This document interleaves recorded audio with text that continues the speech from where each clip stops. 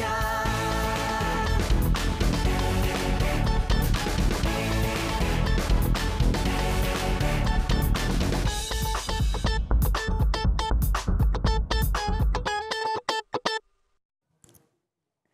Bismillahirrahmanirrahim. Assalamualaikum, salam sejahtera, salam Malaysia Madani. Terima kasih kerana mulakan pagi anda hari ini bersama kami di Selamat Pagi Malaysia 2 Ogos 2023 hari Rabu bersama dengan saya Irfan Syamina Nasution dan juga Barbie saya hari ini Syafiqah Ishak.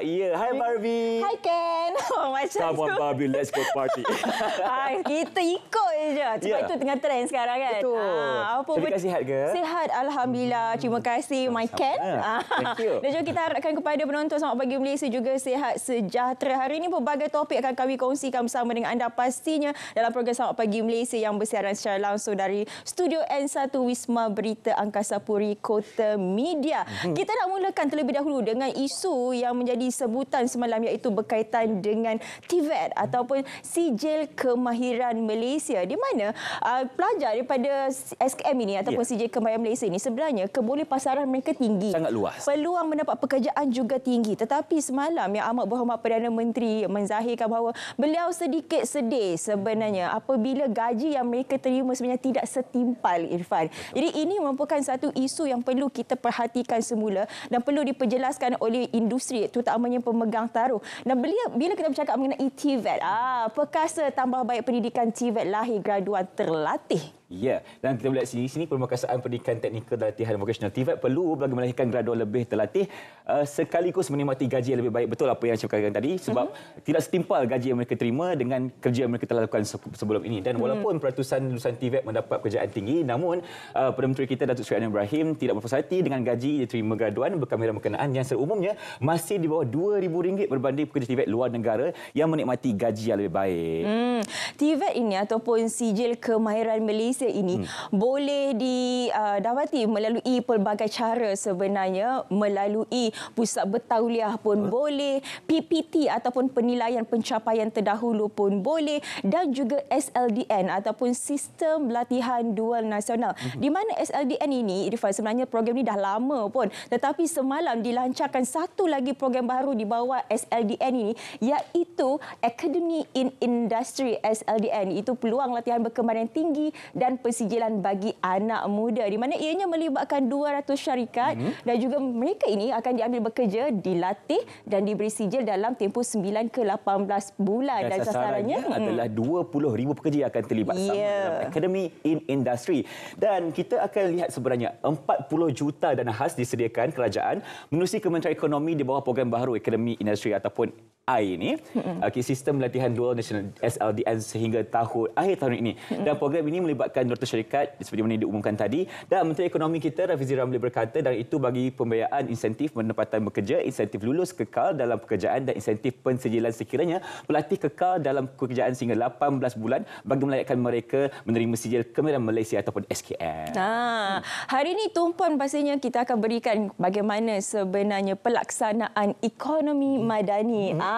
Jadi salah satu berkaitan dengan ekonomi madani itu kita akan bincangkan sebentar lagi. Tapi ini terlebih dahulu sebab ini berita gembira. Berita gembira untuk siapa ni?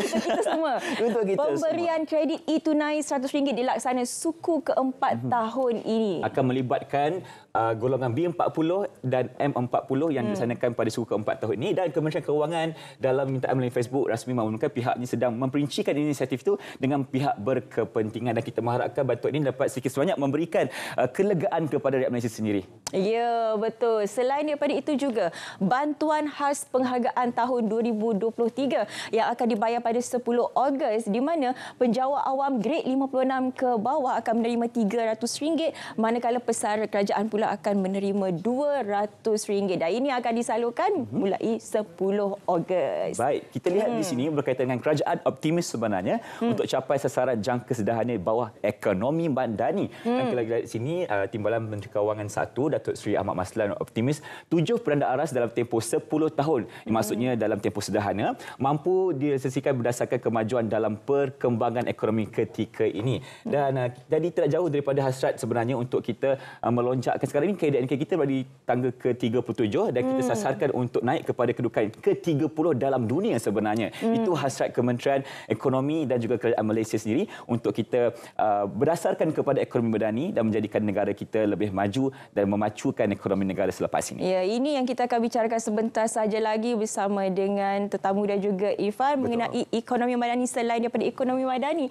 Sedikit mengenai keselamatan cyber, khususnya untuk wanita di luar sana, berhati-hati. Elakkan terkena jerat cinta.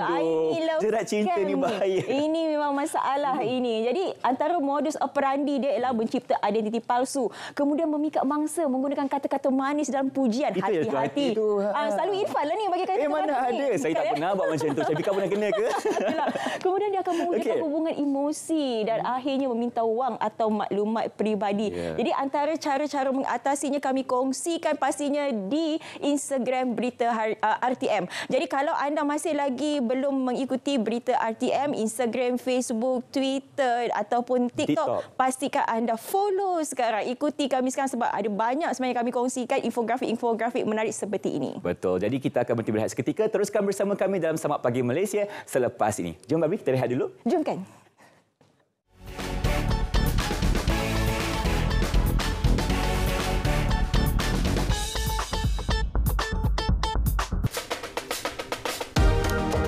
Jaringan berkomunikasi tanpa sepadan. You guys ready? 1, 2, 3. Publish! Korang! Saya letak apps kita ni dekat dalam media sosial. Diorang beli set berpantang dekat dalam apps kita. Serius ah? Wah!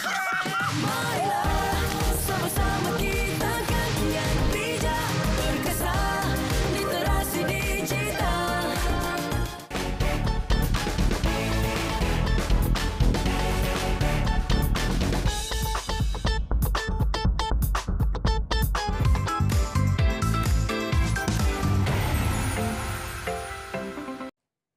Kita akan bersama dengan rakan kita di Nasional FM. Pagi ni ada 3 orang di sana. 3 suara. Kita suara. ada Dia, Sonic dan juga Nazri. Apa yang menarik di sana? Bersama 3 suara. Jom kita bersama dengan mereka di Nasional FM. Terima kasih untuk rakan kita di... Selamat pagi Malaysia. Kita ada Irfan dan juga Syafiqah. Kami 3 suara. Ya betul. Saya Sonic Hussein #click.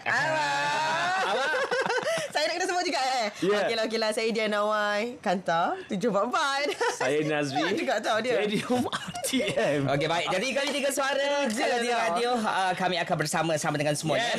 Jadi boleh terus saja menonton kami live di Facebook pada pagi ini dan semestinya ada perkongsian menarik untuk semua. Wow. Kalau awak berbangga awak buat H-Click, Nazri Stadium, saya di Kantar. Maknanya kita ni produk RTM. Sebenarnya produk RTM bermakna produk Malaysia. Betul. Dan apa yang kita nak kongsikan ni, yang mana produk Malaysia, filem tempatan kita telah pun berjaya mencipta nama di peringkat antarabangsa 6 trofi dia bola. Wow. Okey, filem seram Sumpahan Jurunai berjaya memenangi 6 trofi di Florence Film Award Itali dan Paris Film Award Perancis. Dan ini juga mendapat pengiktirafan di peringkat antarabangsa lah. Dan juga filem ini telah menerima galakan dan sokongan kerajaan melalui pembiayaan dana kandungan digital, Finas dan juga sokongan Kementerian Pelancongan Seni dan Budaya Malaysia Negeri Sarawak. Okey, 5 anugerah yang diterima. Pertama, 5 anugerahnya melibatkan kategori filem cerita terbaik, pengarah terbaik Jason Chong, sinematografi terbaik. Selepas itu kita juga ada music score asal terbaik Sharon Paul, dan penerbit terbaik Wendy Wong dan juga Nancy Fu. Dan yang ceritanya Sumpahan Jurnal Terbitan Produksi Seni 2020 sendiri berhak menampilkan pelakon yang cukup hebat seperti Bron Palare.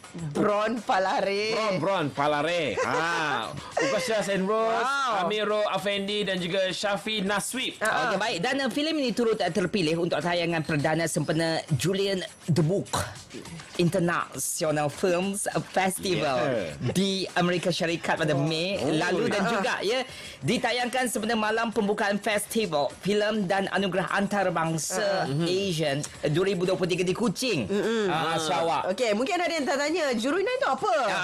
Jurunai ni sebenarnya salah satu lambang yang bersejarah bagi masyarakat Melanau. Betul. Okey, dan Jurunai ni telah dijadikan tempat persemadian orang-orang ataupun golongan bangsawan Melanau satu ketika dahulu dan tidak lagi diamalkan sekarang ini. Okey, dan mesej dia adalah untuk memberi pesanan kepada penonton supaya berhati-hati dalam penjagaan warisan budaya sesebuah masyarakat. Kita kena hormat menghormati. Jadi klik pula kita.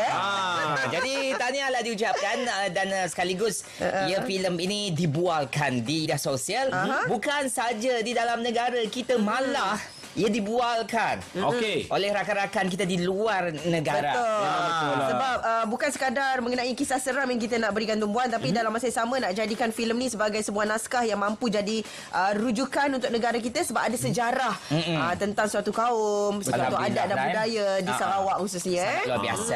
Memang kalau di Sarawak ni banyak filem, bukan saja menjadi lokasi filem tempatan. Filem terbangsa pun pernah dirakamkan di Sarawak.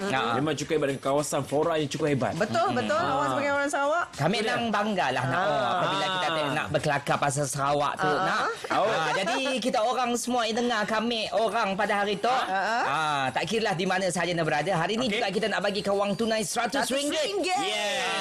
Selepas ini ada kuisnya lah. Betul. Okey, Ila selaku penerbit kita pada hari ini, dan siapakah penerbit di Sarawak Bagi Malaysia ni? Terima kasih Kamal Firmansyah selaku penerbit di Sarawak Bagi Malaysia bagi wang pada kita. Kamal.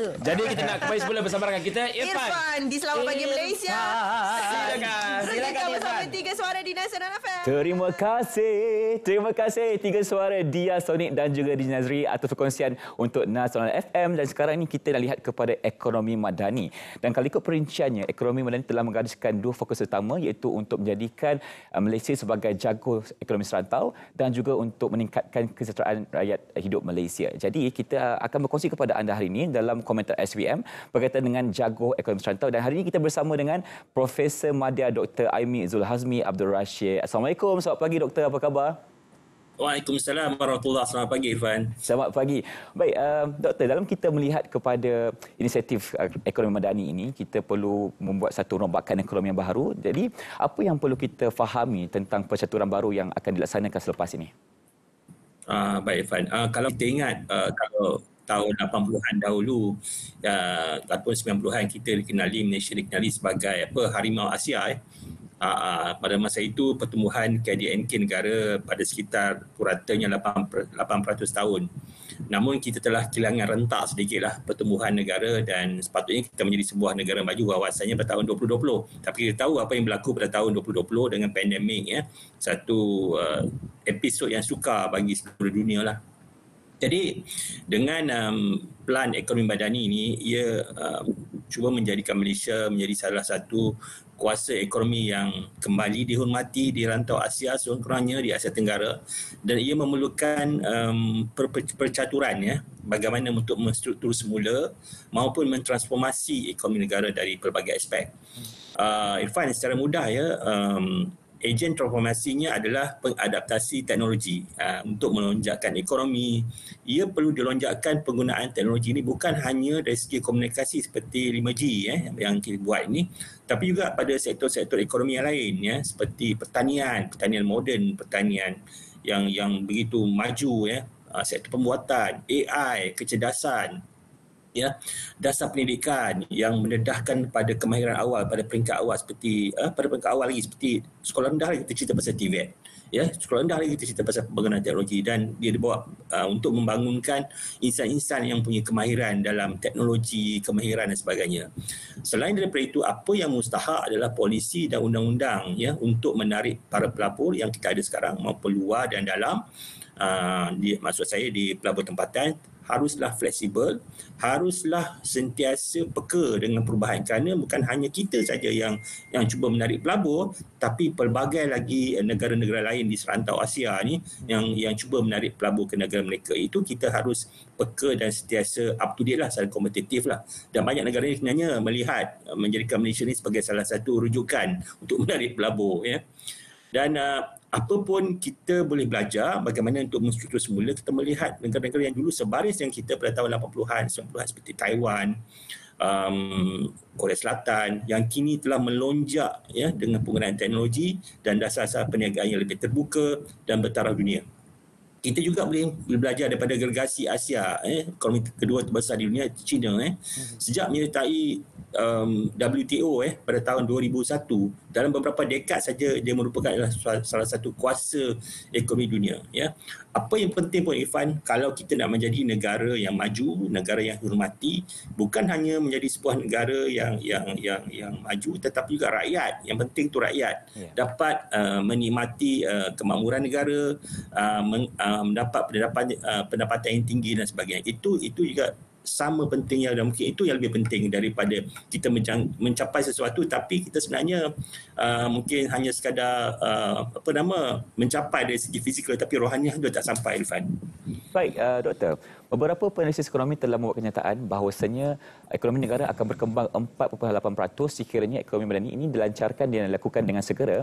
Dan mungkin Doktor boleh kongsikan juga adakah jangkaan Prof Doktor juga sama dengan penalisis ekonomi yang lain dan bagaimana untuk kita merealisasikan impian ini sebenarnya? Bagi saya sasaran yang letakkan itu pada masa sekarang sehingga suku kedua tahun ini kita berada pada landasan yang baik, yang sesuai untuk kita mencapai. Cuma dari segi cabarannya adalah apabila perdagangan kita, ekspor kita sedikit sederhana, sedikit menurun kerana bukan kesalahan kita tetapi adalah kekurangan permintaan bila negara-negara maju seperti Amerika Syarikat, UK dan negara-negara Eropah mengurangkan permintaannya, pembeliannya daripada China, dan kita pula juga memberikan bekalan pengeluaran produk kita sebab kita terletak dalam rangkaian bekalan nilai dunia. Apa yang kita produce di Malaysia, keluarkan Malaysia juga diekspor ke negara lain seperti China yang juga telah akan dikilangkan lagi dan dihantar ke negara-negara maju. Jadi apa yang saya lihat, kerajaan juga dari segi dasar fiskal oleh kerajaan Malaysia dan juga dasar monetary oleh Bank Negara seiring kita walaupun OPR telah dinaikkan tapi sebenarnya dia ditahan, bertahan, distabilkan kerana apa yang perlu adalah kita menjana ekonomi domestik itu sendiri. Ekonomi domestik ini perlu kita harus memberikan dari segi kemudahan aliran tunai di bank-bank dan sebagainya, orang boleh membuat pinjaman, memperkembangkan perniagaan. Ini yang perlu kita lihat untuk mengimbangi, dan saya rasakan untuk tahun 2023 sekiranya ekspor semakin sederhana, tapi yang penting ke sini Irfan, walaupun perdagangan kita, ekspor kita sedikit menurun, tetapi dari segi lebihan dagangan tetap berterusan. Itu yang rekod yang kita Malaysia ni, import dia turun juga, masih berkurang daripada ekspor kita. Jadi kita berada pada landasan yang terbaik sebenarnya untuk mencapai apa yang kita sasarkan. Baik. Kita boleh lihat sebenarnya perdagangan itu masih penting walaupun ada nilai ekspor dan import juga yang akan jatuh nanti, tetapi perdagangan dengan negara luar juga perlu dilaksanakan supaya negara kita dapat berkembang dari segi ekonominya, dan dunia telah melihat Malaysia sebagai satu negara yang stabil untuk mereka tanamkan pelaburan di sini. Misalnya yang terbaru kita ada Tesla yang telah bertapak di Malaysia ini. Jadi apakah inisiatif kerajaan yang lain untuk meningkatkan pelaburan asing untuk datang ke negara kita dan membuat pelaburan di sini?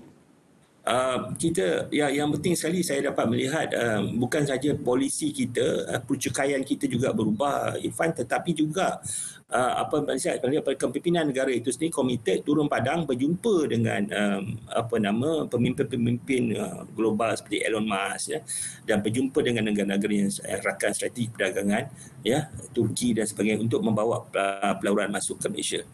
Dan ini bukan hanyalah berdasarkan hanya bercakap tapi melakukannya. Itu bukan hanya dia dasarnya seperti walk the talk lah. Itu yang penting. Dan juga ia juga diturunkan kepada kementerian-kementerian. Kita dapat melihat Kementerian Perdagangan perdagangan yang diterajui oleh Tengku Zafrul kita dapat melihat kementerian-kementerian lain, Kementerian Perdagangan Dalam Negeri, kita dapat melihat banyak kementerian dia sinergistik dia sama-sama cuba menyampaikan, cuba menarik pelabuhan asing masuk ke Malaysia. Inilah kestabilan yang dimahukan kerana kita harusnya mana-mana kerajaan pun yang memerintah seharusnya mesra pelabur dan kita, saya juga suka menekankan di sini, kita hanya bukan saja cuba menarik pelabur luar negara tetapi juga memberikan pelbagai inisiatif kepada pelabur tempatan itu sendiri. Supaya pelabur tempatan mungkin mereka ada lebihan keuntungan dan mereka mau melabur dan membangunkan. Jadi kita juga patut melihat bahawa kita perlu membantu pelabur-pelabur tempatan itu sendiri. Ya. Kerana pusingan itu kalau dia melabur di negara lain kita rugi. Lepas tu dia juga kalau dia melabur di Malaysia dia juga memberikan pelbagai kelebihan kepada negara. Irfan. Doktor, selain daripada aspek pelaburan, ekonomi madani juga telah menitik beratkan usaha untuk menjadikan Malaysia sebagai ekonomi Islam global yang terkenal dan juga yang mampan. Jadi, apakah antara pembaharuan yang akan dilaksanakan untuk menjadikan Malaysia sebagai sebuah negara yang mempunyai ekonomi Islam global yang terbaik di dunia? Okey, Bank Negara telah mengadakan master plan master plan untuk kewangan Islam ya. Dan ialah satu master plan yang bagus. Apa yang kita perlukan, apa yang dibawa oleh dan ditekankan oleh Perdana Menteri dalam ekonomi madani adalah kolaborasi sebenarnya, komitmen semua pihak untuk mentransformasikan kewangan Islam ke satu tahap yang lebih tinggi. Mungkin sekarang orang dengar kewangan Islam ni macam sama je kan, macam kewangan Islam, tapi sebenarnya dia ada dia punya struktur ataupun dia punya kontrak syariah dia sendiri. Ini yang saya katakan ia perlu memerlukan kolaborasi, memerlukan komitmen. Bank Negara telah mengeluarkan master plan. Syariah Advisory Council SAC, Majlis Penasihat Syariah Bank Negara telah mengeluarkan pelbagai polisi, dan apa yang perlu adalah bank-bank ya di Malaysia cuba untuk mentafsirkan dan membawa produk-produk yang lebih Islamik, dan di samping itu juga bukan hanya menjadi satu mesti menjadi jago kampung ya, tetapi juga membawa produk-produk ini di seluruh dunia. Ya, kita negara tahu, seluruh dunia tahu bahawa Malaysia antara pemain utama dalam suku dalam capital market di dunia ya, dan kita mahu melihat lebih lagi bukan hanya sebagai suku, sebagai satu produk yang dikenal di dunia kepada Malaysia, tetapi juga kepada produk-produk yang lain. Kita banyak produk di kewangan Islam di Malaysia yang boleh dijadikan rujukan dan dikembangkan negara-negara yang dulunya tak pernah tahu pasal kewangan Islam, tetapi berjaya ya mengadakan kewangan Islam. Malah di Eropah Timur, di Afrika, di Amerika Selatan telah pun mengadakan pelbagai aspek kewangan Islam. Dan ini adalah salah satu langkah yang baik kerana kewangan Islam ni selepas penubuhan Bank Islam tahun 1994, 96, Syarikat Takwa Malaysia dan sebagainya telah berkembang pesat, dan ia harus dilonjakkan lagi. Dan bagi saya plan ekonomi madani ini ada sesuai lah pada masa yang tepat. Ya, Irfan. Okey, peranan masyarakat khususnya usahawan sangat penting dalam kita melonjakkan keadaan ekonomi negara ke tahap yang lebih baik. Jadi, apakah cara yang terbaik kerajaan lakukan untuk mengantarabangsakan syarikat pemula dan juga PKS tempatan yang ada di sini? Okey, kerajaan telah melalui Suruhanjaya Syarikat Suruhanjaya Syarikat dan Security Commission juga telah memberikan banyak kelonggaran bagaimana penubuhan syarikat pemula bagaimana memudahkan aliran modal ke Bursa Malaysia dan sebagainya. Semuanya itu dah ada. Apa yang kita perlukan melebihi adalah promosi ke benda-benda ini, dan kita cuba menjadi lebih baik dengan membuat rujukan kepada negara-negara yang cukup maju, dan hal ini seperti Singapura, Hong Kong dan sebagainya, yang selalunya menjadi satu rujukan kepada negara-negara lain untuk bagaimana untuk membangunkan sektor perintis sektor pemula dan sebagainya.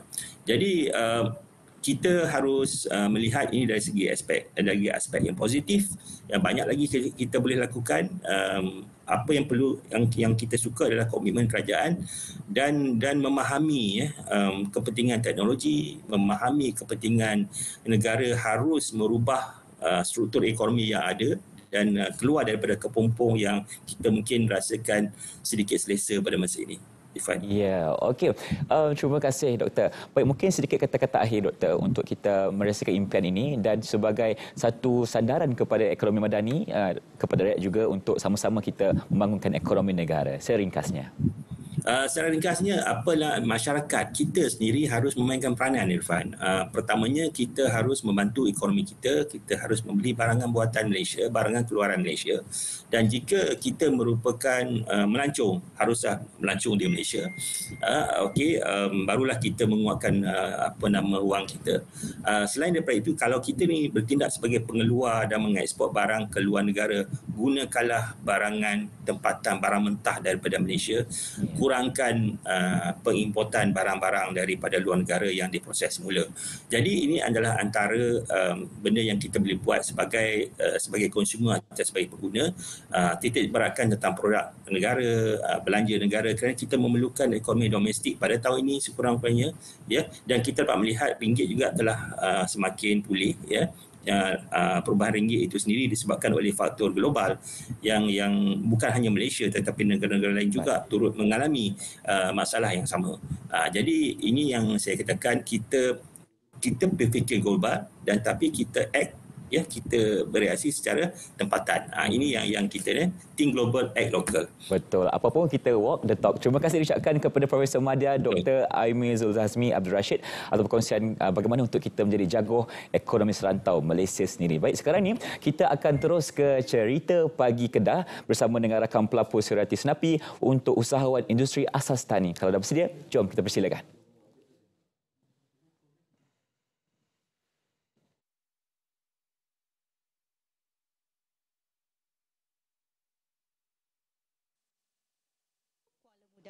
Dan kita akan bersama dengan usahawan industri asas tani iaitu Encik Muhammad Zohir bin Awang. Beliau merupakan pengusaha kilang roti ini. Jadi Encik Muhammad Zohir, jadi kita nak tahulah bagaimana bermulanya pengeluaran produk ini dan berapakah modal yang diperlukan. Assalamualaikum warahmatullahi taala wabarakatuh. Kita bermula daripada lebih kurang tahun 2014 macam itulah kita mula kita punya production lah. Lepas tu modal permulaan tu untuk modal sendiri yang kita gunakan tu anggaran lebih kurang 5,000 je. Macam tu. Baik, jadi kilang ini dibina dengan jerit perih, ya, pastinya. Jadi tentunya Encik Muhammad Zohir memperolehi bantuan daripada pihak pertanian, pihak kerajaan. Jadi kita nak mengetahuilah apakah bantuan-bantuan yang disalurkan. Ya.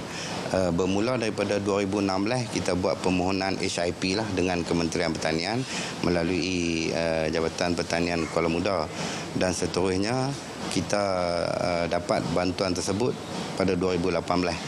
Bantuan HIP itu lebih kurang 300,000 lebih lah untuk kita punya buat mesin dan juga menambah baik peralatan lah itu. Tetapi berkat doa kawan-kawan dan sokongan daripada agensi, jadi bermakna alhamdulillah saya sampai ke tahap ini berkat sokongan yang tu yang lagi hebat lah.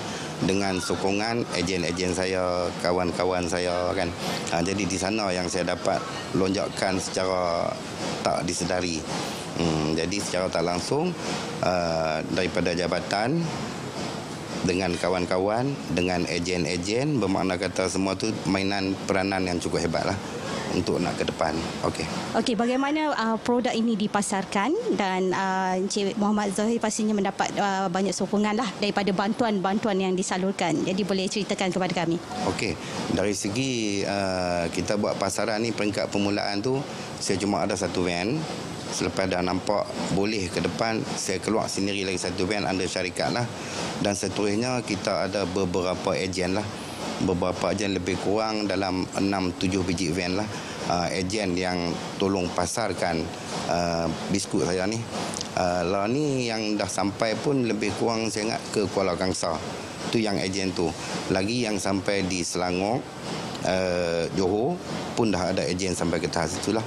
Jadi nampaknya pun nak kena jumpa HIP lagi sebab nak majukan lagi untuk sekeliling. Gitu. Baik, terima kasih dan tahniah. Itu dia, kita bersama dengan Encik Muhammad Zohir bin Awang yang berjaya, ya, melangkah lebih maju lagi dengan bantuan-bantuan yang diterima. Dan pada pagi ini kita juga akan bersama dengan Pegawai Pertanian Daerah Kuala Muda iaitu Puan Aisyah Jaafar. kita sedia maklum bahawa kerajaan telah menyalurkan pelbagai bantuan kepada peserta industri asas tani. Jadi mungkin Puan boleh jelaskan sedikit dan juga apakah perancangan masa depan. Ya. Okey, di antara bantuan yang kita beri kepada usahawan industri asas tani ini adalah seperti khidmat nasihat dari segi peningkatan produktiviti, peningkatan mutu, kualiti produk dan peningkatan kualiti packaging lah, dari segi packaging, dari segi label produk kan. Baik, terima kasih Puan Aisyah binti Jaafar. Beliau merupakan pegawai pertanian daerah Kuala Muda. Itu yang sama-sama kita ketahui bantuan yang disalurkan oleh pihak kerajaan kepada usahawan industri asas tani memberi peluang kepada mereka untuk memperluaskan perniagaan masing-masing. Sekian dulu dari saya, kembali ke Angkasa Puri. Okey, terima kasih Surati untuk cerita Pagi Kedah. Selepas ini kita akan berbicara mengenai isu keselamatan cyber. Tapi terlebih dahulu, saya ingin kongsikan apa yang menarik dalam SPM sana sini. Kita mulakan terlebih dahulu dengan kecerdasan buatan AI, di mana fokus kini diberikan kepada teknologi kecerdasan buatan AI. Ini kerana penggunaan aplikasi generatif AI semakin berkembang dalam negara ini. Justru kerajaan akan meliti keperluan mewujudkan satu kerangka kawaselia bagi menangani sebarang isu yang timbul pada masa akan datang. Itu penjelasan Menteri Komunikasi dan Digital Fahmi Fazil. Jelasnya tenaga pakar dari kerajaan dan industri akan dikumpulkan bagi memahami beberapa cabaran termasuk isu etika melibatkan AI.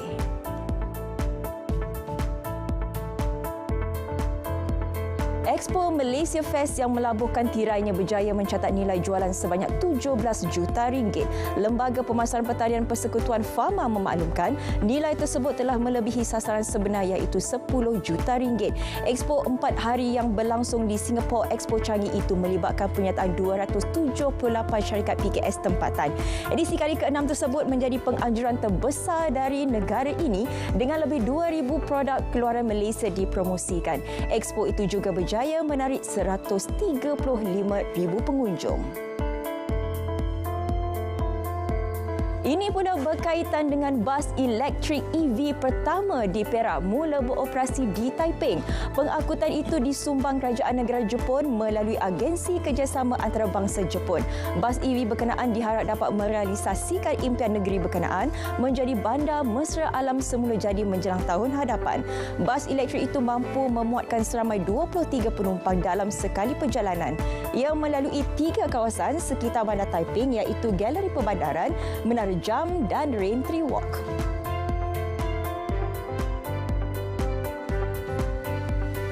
Pertandingan perahu Naga Royal Pahang Dragon Boat Regatta berlangsung dengan meriahnya di Pahang. Ia diadakan sempena Pesta 188 di Sungai Kuantan. 35 pasukan membabitkan 500 peserta terlibat dengan 3 kategori dipertandingkan. Dalam kategori terbuka Pahang, Politeknik MT muncul juara, manakala Kenyum Putra A muncul sebagai naib juara dan RMP Pahang di tempat ketiga. Bagi kategori tertutup Pahang pula, RMP Pahang dinobatkan sebagai juara diikuti Hiker Dragon Paddler 2 dan Majlis Bandaraya Kuantan ketiga. Sementara itu, bagi kategori perlumbaan campuran pula, RMP Pahang A tamat di tempat pertama. Pasukan Pancing Utara A di tempat kedua, sementara pasukan RMP Pahang B tempat ketiga. Pemenang-pemenang kayuhan sejauh 400 meter itu menerima wang tunai RM5,000 bagi tempat pertama. Manakala tempat kedua dan ketiga pula, untuk kedua memenangi RM3,000, ketiga ialah RM2,000 bagi tempat ketiga berserta trofi, serta setiap kategori akan menerima trofi. Itu sahaja perkongsian untuk SPM sana sini seperti mana kami janjikan. Selepas ini, kita akan membicarakan isu mengenai keselamatan cyber. Tapi sebelum itu, kita nak berehat seketika. Jangan ke mana-mana. Malaysia menduduki tangga ke-20 dunia berdasarkan laporan ekosistem syarikat pemula global 2023. Dengan nilai ekosistem syarikat pemula Malaysia mencecah $46 bilion Amerika bagi tempoh separuh pertama 2020 hingga 2022. Melangkah ke depan, kerajaan akan pertama bersama dengan JLIC akan melabur RM1 bilion dana tambahan secara padanan dengan dana swasta bagi menyokong syarikat pemula tempatan dan menorong teknopreneur.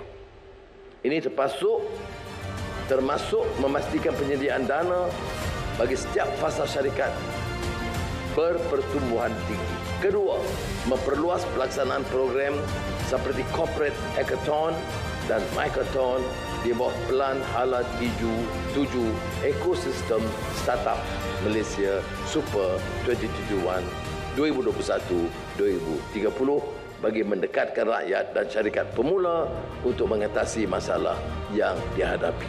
Dan ketiga, memperuntukkan tambahan RM100 juta bagi mempergiatkan ekosistem R&D dan CNI. Penyelidikan, pembangunan, pengkomersialan dan inovasi dengan tumpuan kepada keperluan industri, tenaga boleh baharu, keterjaminan makanan serta aktiviti pertumbuhan baru. Ini juga sebahagian daripada usaha untuk mencapai gross domestic expenditure on R&D sebanyak 3.5% kepada KDNK menjelang tahun 2030 dan meningkatkan kedudukan kepada 20 teratas dalam Global Innovation Index menjelang 2025.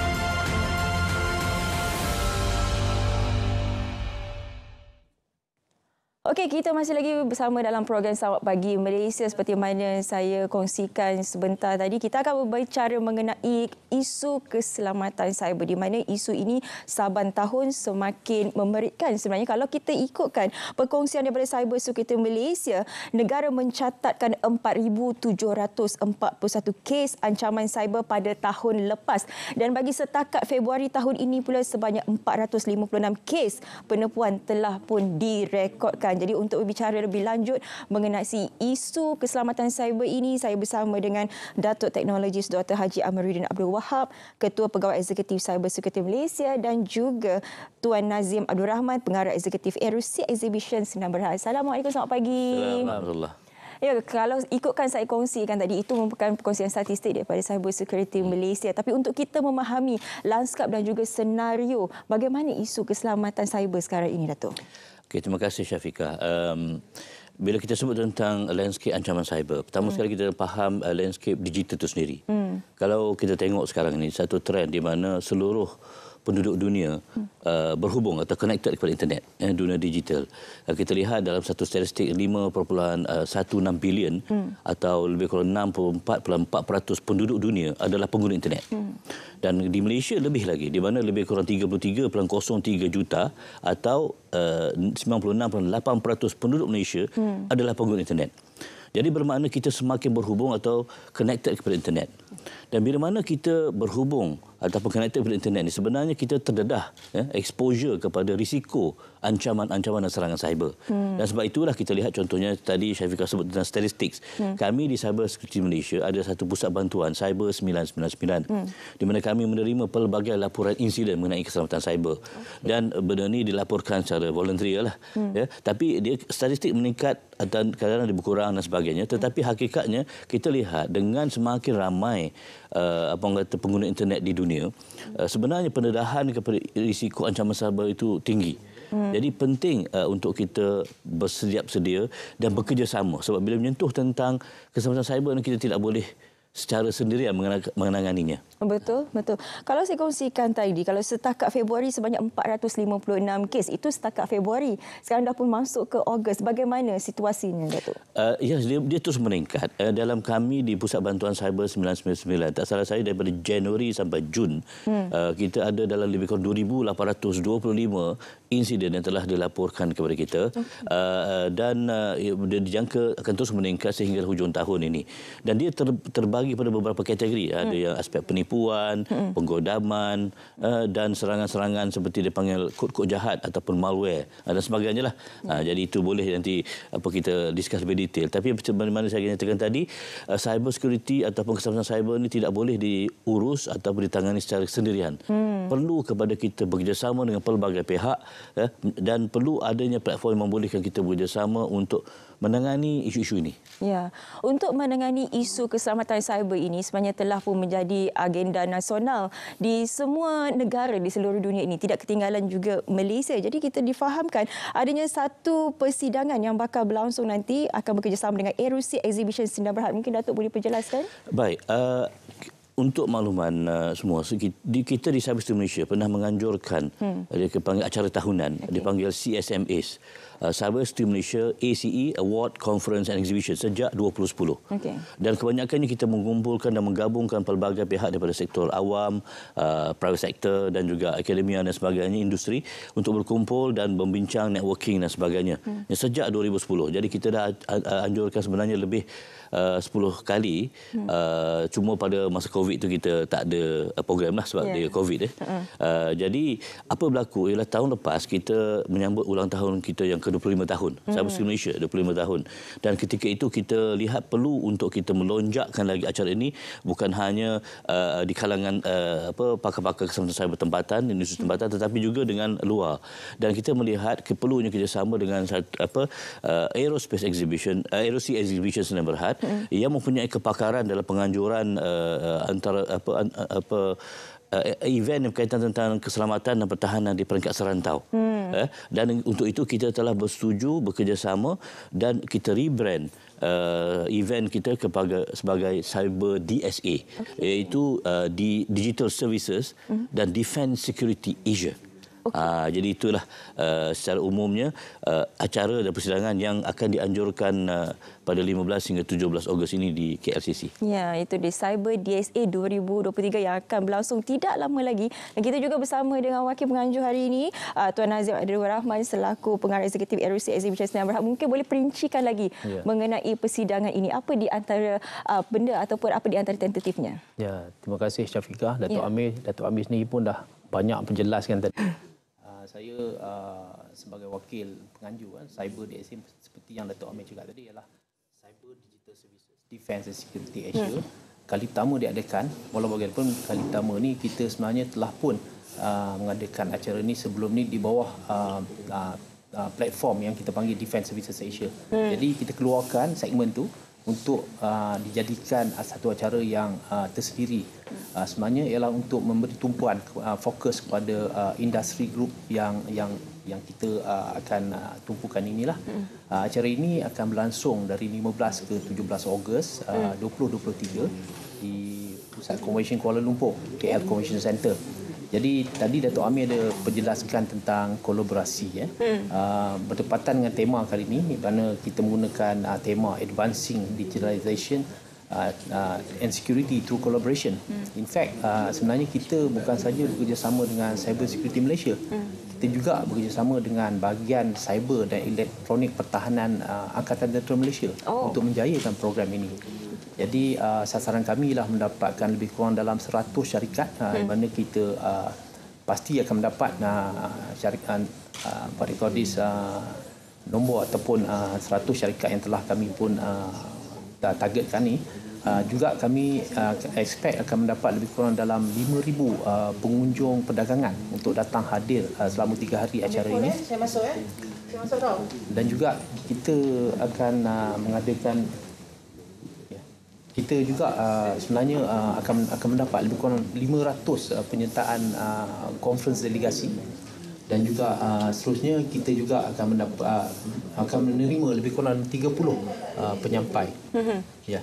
Okey, mungkin boleh berincikan lagi apa di antara pengisian yang ada di dalam persidangan kali ini? Okey, banyak pengisian sebenarnya. Tumpuan kami ialah of course kita untuk mendapatkan what they call this industry, industri yang tertumpu pada cyber security dan cyber defense. Keduanya professionals. Kita juga target untuk mendapatkan peserta-peserta dari sektor kerajaan dan juga swasta untuk sama berhubung. Jadi ini adalah satu platform Satu platform untuk mereka bertemu, berbincang, juga melihat apakah peralatan, kelengkapan, sistem dan juga aplikasi yang terbaru, yang terkini untuk mereka mengguna pakai. Saya baca dari hasil kajian digital economy di Asia Tenggara saja telah boleh mencapai 363 bilion Amerika dolar pada tahun 2025. Jadi ini adalah satu jumlah yang sangat besar. Seharusnya dengan jumlah yang sangat besar ini, semua pihak termasuk kerajaan, firma ataupun syarikat harus bersedialah untuk memperkasa dan bersiap siaga untuk mengutuhkan cyber integrity masing-masing. Itu sedikit pengisian yang saya boleh kongsikan lah. Di awal Selamat Pagi Malaysia tadi kami ada kongsikan infografik mengenai love scam. Ini memang kebanyakan wanita ni memang terjeratlah dengan love scam ini. Yang paling kita risaukan mengenai isu keselamatan cyber khususnya di kalangan wanita. Jadi untuk persidangan yang bakal berlangsung tak lama lagi ni, apa di antara program yang dikhususkan untuk wanita? Interesting sebab kita pun memang ada menyediakan satu segmen bersama dengan Timbalan Menteri YB Teo Nii Ching pada hari kedua pukul 11 sampai pukul 12 di mana kita akan mengupas topik dan celebrating women in digital transformation. Jadi ucap pertama akan disampaikan oleh YB sendiri. In fact pada hari itu interestingly kita pun ada untuk mewarnai dan juga untuk menyokong program sebegini, kita telah pun mewawarkan supaya semua yang datang terutama wanita lah untuk memakai baju pink dan hitam. So saya mengalu-alukanlah siapa yang datang tu untuk pakai pakaian yang berwarna pink dan hitam lah pada acara. Dan acara ini adalah percuma. Kita akan menggunakan konsep town hall. Jadi semua jemput hadir. Jadi kalau untuk hadir ni sila lawati sesawang kita www.cyberdsa.com untuk mereka registerlah untuk hadir. Jadi program ini terbuka kepada orang awam untuk sama-sama mendengar mengenai isu keselamatan cyber ini. Mungkin kita nak tahu juga siapakah perasmi untuk persidangan kali ini, Tuan? Okey, pada perasmian akan diadakan pada hari pertama pada 15 hari bulan 11 pagi akan disempurnakan oleh Yang Berhormat Ahmad Fahmi bin Fadzil, Menteri Komunikasi dan Digital Malaysia. Okey. Jadi bila kita bercakap mengenai isu keselamatan, orang kata kalau mengenai serangan fizikal itu lebih mudah untuk ditangani berbanding dengan isu-isu cyber sekarang ini kerana ianya musuh yang kita tidak nampak, kerana ianya berada di alam maya. Jadi untuk Cyber Security Malaysia sendiri, bagaimana untuk melihat ancaman-ancaman ini yang datang, bukan sahaja ancaman itu datang daripada luar negara tetapi dalam negara ini sendiri?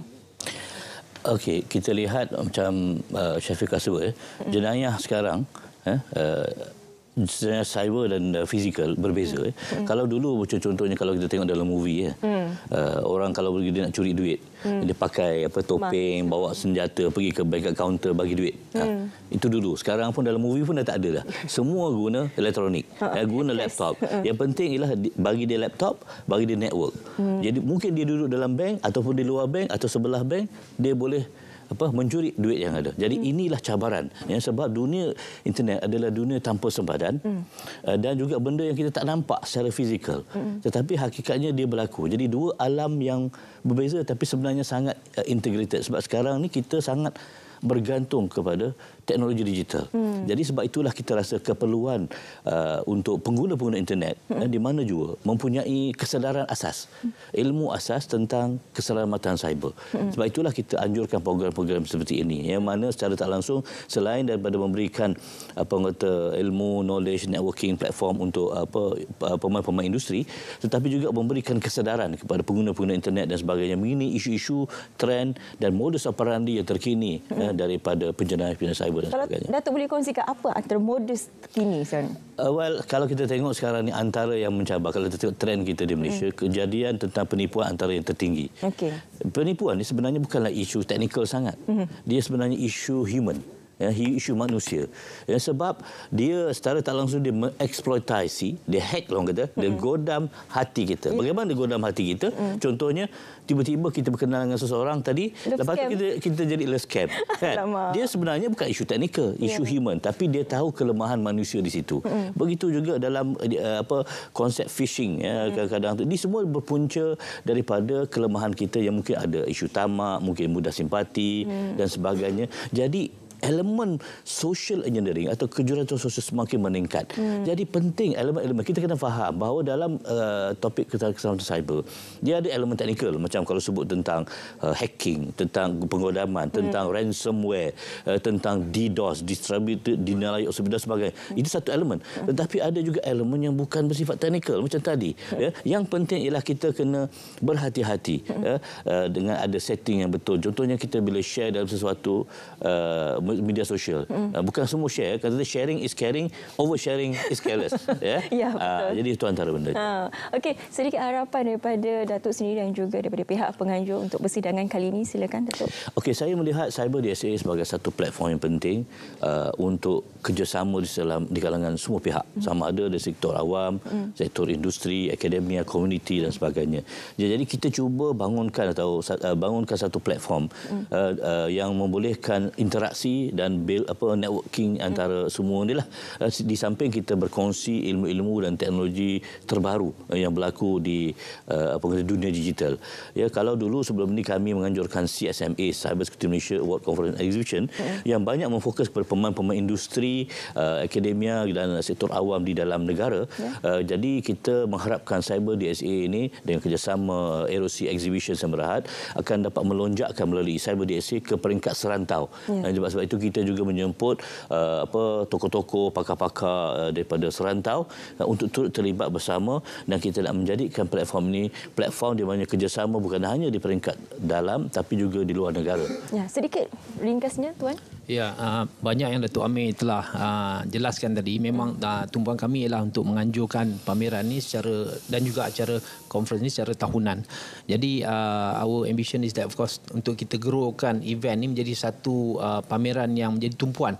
Bukan saja kepada syarikat-syarikat tempatan, malah syarikat-syarikat antarabangsa seperti yang diperjelaskan tadi, ialah satu platform yang sangat baik untuk kita berkolaborasi, untuk melihat teknologi terkini dan juga untuk mencapai tujuan tertentu, untuk memperkasakan cyber, memperkukuhkan cyber sistem kita sendiri kan, baik di sektor swasta maupun kerajaan. Ya, jadi Cyber DSA 2023 yang bakal berlangsung pada 15 hingga 17 Ogos ini di Kuala Lumpur Convention Centre, terbuka kepada orang awam. Jadi kepada anda yang berkesempatan untuk hadir, bolehlah sama-sama menghadiri persidangan ini untuk mempelajari lebih lanjut mengenai isu keselamatan cyber. Saya ucapkan terima kasih terlebih dahulu kepada Datuk Teknologis Dr. Haji Amiruddin Abdul Wahab, Ketua Pegawai Eksekutif Cyber Security Malaysia, dan juga Tuan Nazim Abdul Rahman, Pengarah Eksekutif ROC Exhibition Sdn Bhd. Terima kasih. Terima kasih. Okey, seterusnya kita nak bersama dengan rakan kita untuk cerita Pagi Selangor. Apa yang menariknya di Selangor? Okey, Kembara Merdeka Jalur Gemilang. Kita nak terus saja bersama dengan rakan kita Zanaria Zainal Abidin. Silakan Zanaria.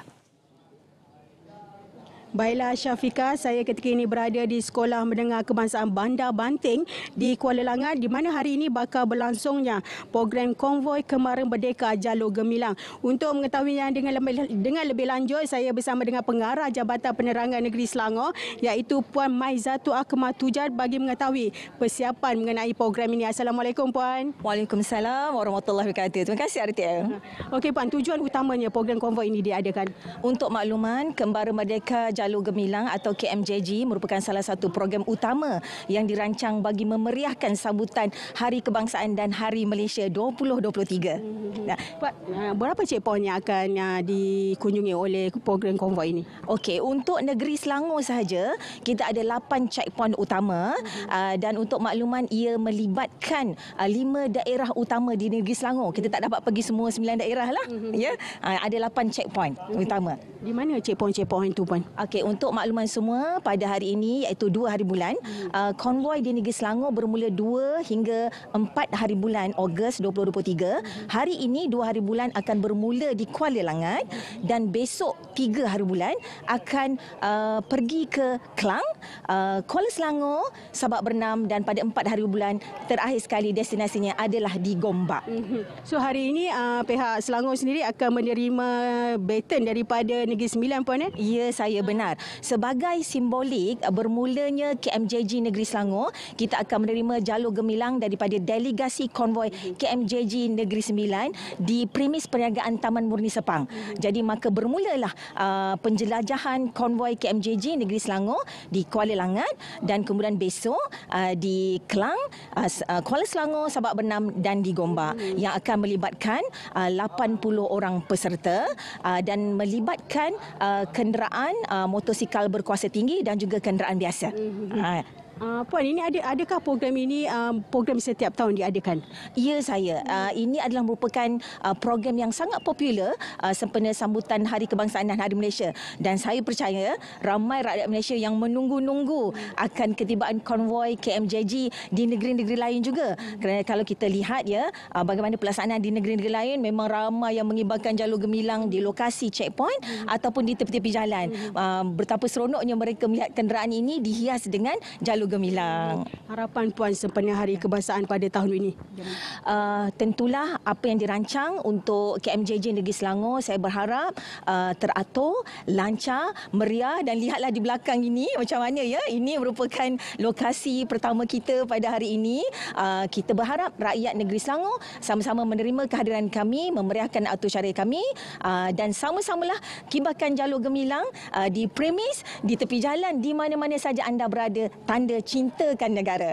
Okey Puan, terima kasih kerana sudi bersama dengan kami. Saya kira setakat ini dulu cerita pagi untuk Negeri Selangor. Kembali bersama rakan tugas. Silakan.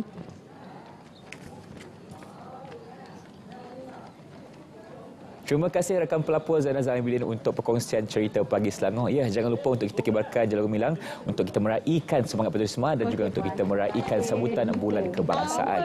Hari ini kita akan bersama-sama dalam perkongsian seterusnya untuk kita berkongsi berkaitan dengan BPA prihatin terhadap aduan anda dan orang awam yang tidak berpuas hati dengan mungkin aspek pentadbiran negara dan juga kerajaan boleh membuat aduan dengan BPA sendiri yang merangkumi aspek ketidakadilan, salah laku, penyelenggaraan dan sebagainya. Hari ini kita bawakan tetamu cukup istimewa. Kita bersama dengan Tuan S. Lechu Manen, anak lelaki Syamugam, Ketua Pengarah Biro Pengarah Awam Jabatan Perdana Menteri. Selamat pagi. Selamat pagi. Selamat pagi. Apa khabar? Khabar baik. Jadi makan yang canai pagi tadi ya? Ya. Dah sempat makan. Okey, alhamdulillah. Jadi hari ini kita dah berkongsi kepada anda semua berkaitan dengan sejarah. Ya. Kalau ikutkan sejarah, 2 Ogos 1971 merupakan hari bermulanya pengoperasian bagi BPA sendiri. Dan kalau boleh, Tuan kongsikan kepada kita dari segi sejarahnya bagaimana. Silakan. Okey, terlebih dahulu terima kasih kerana beri peluang ni. Dan memang betul 2 hari bulan Ogos adalah ulang tahun.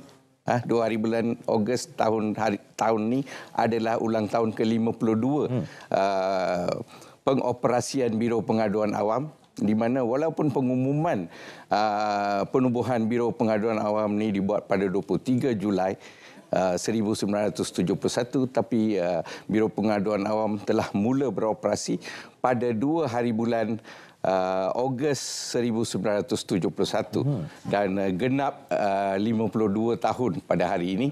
Dan sedikit tentang objektif penubuhan Biro Pengaduan Awam ni.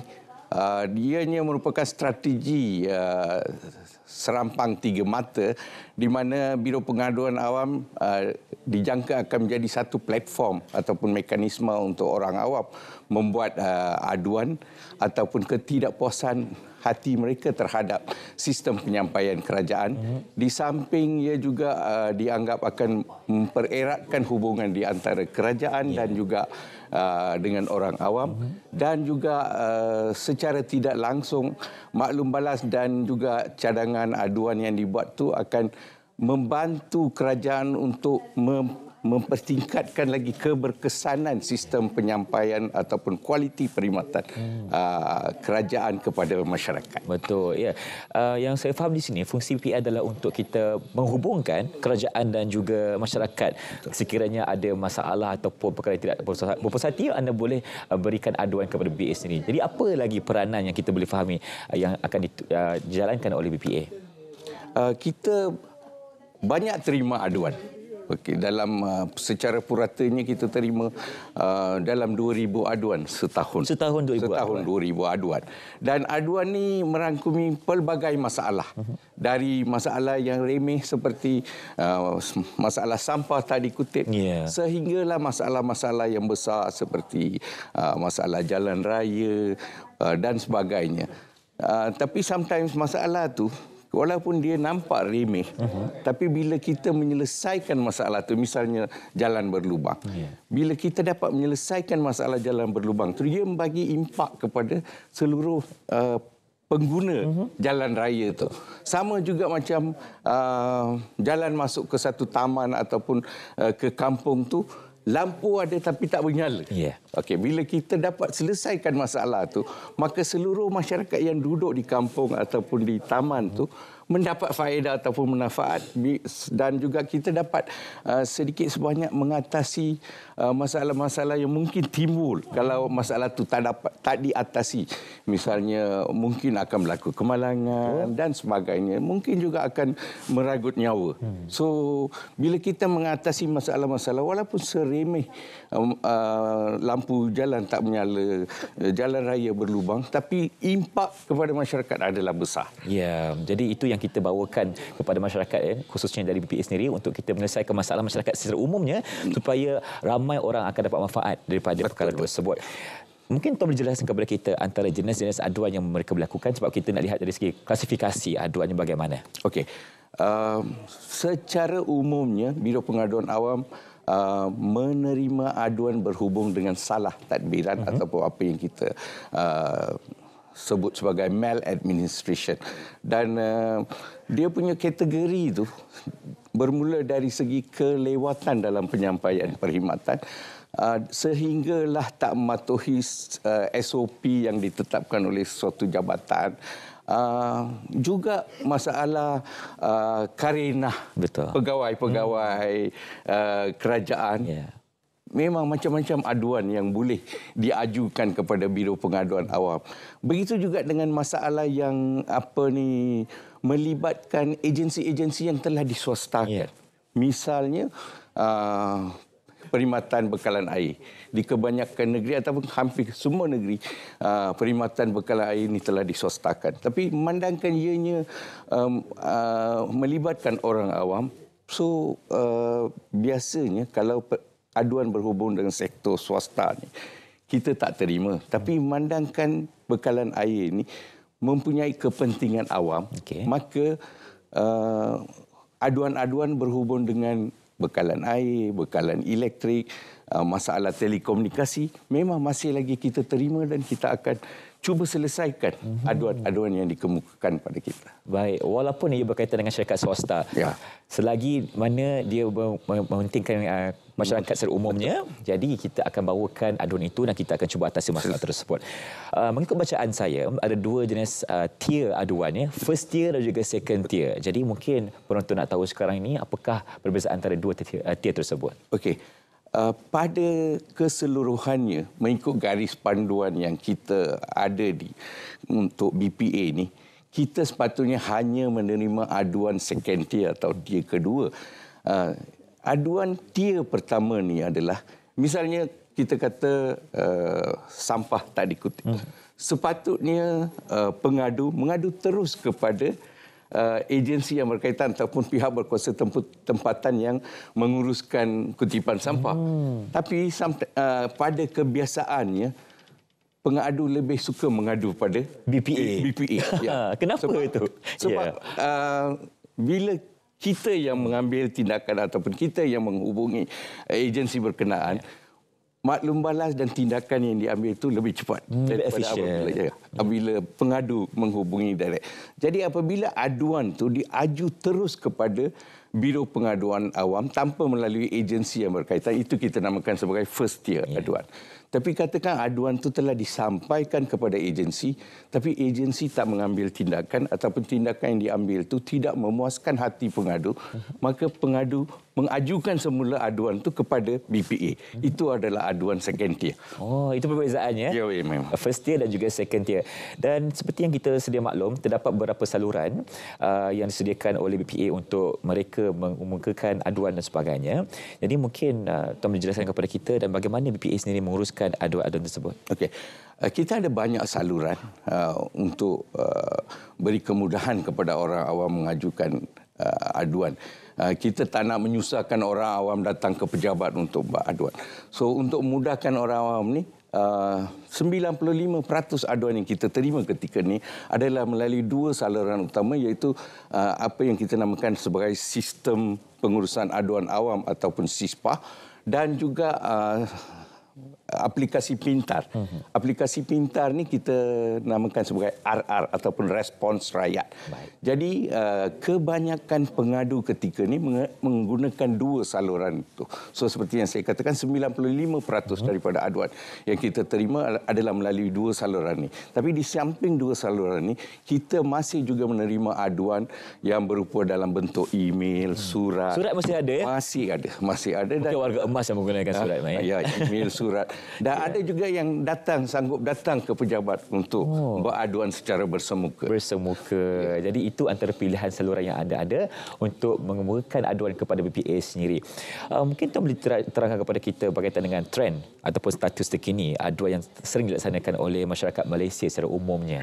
Seperti yang saya sebut tadi, kebanyakan aduan ataupun majoriti aduan adalah berhubung dengan kelewatan agensi kerajaan mengambil tindakan.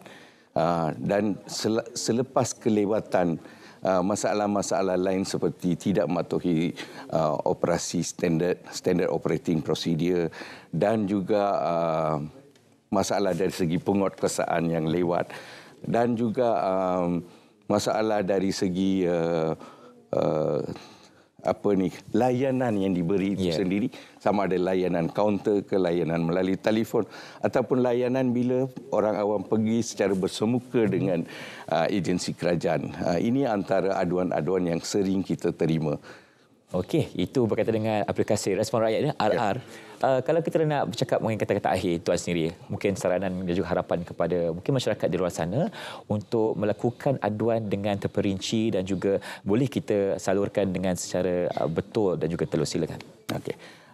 Sebenarnya bila sesuatu aduan itu, bila kita terima sesuatu aduan tu, kita biasanya akan melakukan saringan terhadap aduan tu. Pertama, kita akan menentukan kesahihan aduan lah. Aduan yang berasas ataupun tidak berasas. Dan juga kita kena semak sama ada maklumat-maklumat yang diberikan itu mencukupi untuk kita mengadakan siasatan. Kalau misalnya dia mengadu pasal lampu jalan tak menyala tapi tak sebut lokasi, maka susah untuk kita ataupun susah untuk agensi yang mengambil tindakan tu mengenal pasti lokasi sebenar. So maklumat-maklumat seperti ini amat penting.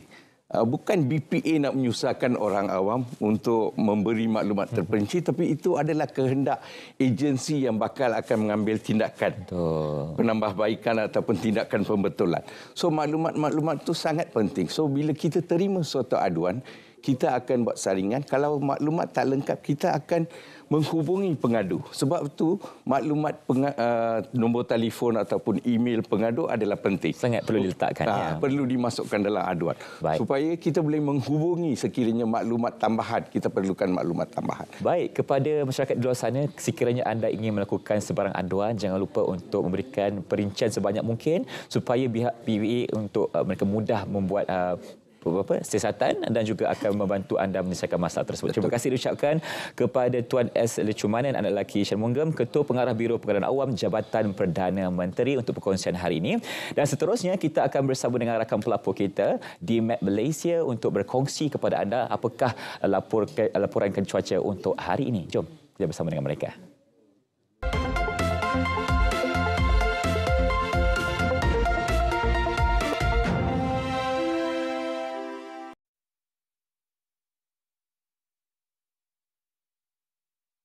untuk laporan cuaca terkini. Baik, kita mulakan laporan cuaca dengan melihat paparan carta angin. Rantau negara pada ketika ini masih lagi menerima pengaruh angin daripada arah barat daya dengan kelajuan yang direkodkan boleh mencecah lebih daripada 40 km sejam. Oleh yang demikian, Met Malaysia masih lagi mengekalkan amaran angin kencang dan juga laut bergelora bagi kategori pertama melibatkan kawasan perairan yang telah ditandakan dengan warna kuning iaitu Phuket, dan amaran ini berkuat kuasa sehingga 3 Ogos 2023. Harus diingatkan bahawa keadaan ini amat berbahaya kepada kesemua aktiviti laut, terutamanya bot-bot kecil, feri dan juga sebarang aktiviti menangkap ikan.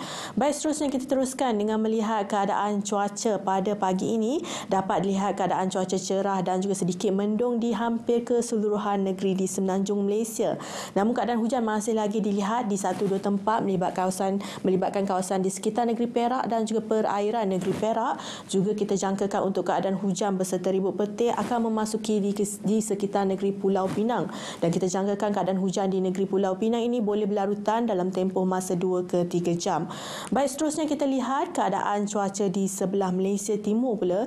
Di sini dapat dilihat keadaan cuaca baik di sekitar negeri Sabah, namun di negeri Sarawak keadaan hujan masih lagi berlaku melibatkan kawasan di sekitar pedalaman negeri Sarawak dan juga di perairan negeri Sarawak, juga tertumpu di sekitar Betong juga Sarike.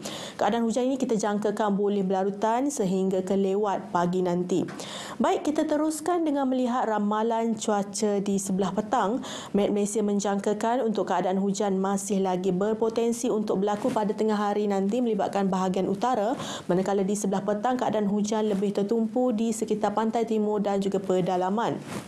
Keadaan hujan dijangka boleh berlaku di sekitar negeri Perak, negeri Kelantan, Terengganu, Pahang dan juga di sekitar negeri Johor. Manakala bagi negeri Sabah dan Sarawak, untuk negeri Sabah keadaan hujan dijangka berpotensi untuk berlaku di sekitar Sandakan dan juga Kudat.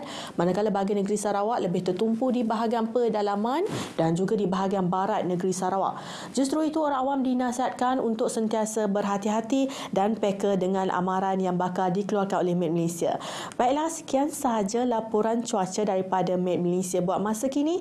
Sebelum kita berpisah, kita lihat dulu ramalan cuaca bagi bandar-bandar utama di seluruh Malaysia. Saya Linda Hanif. Assalamualaikum dan jaga diri.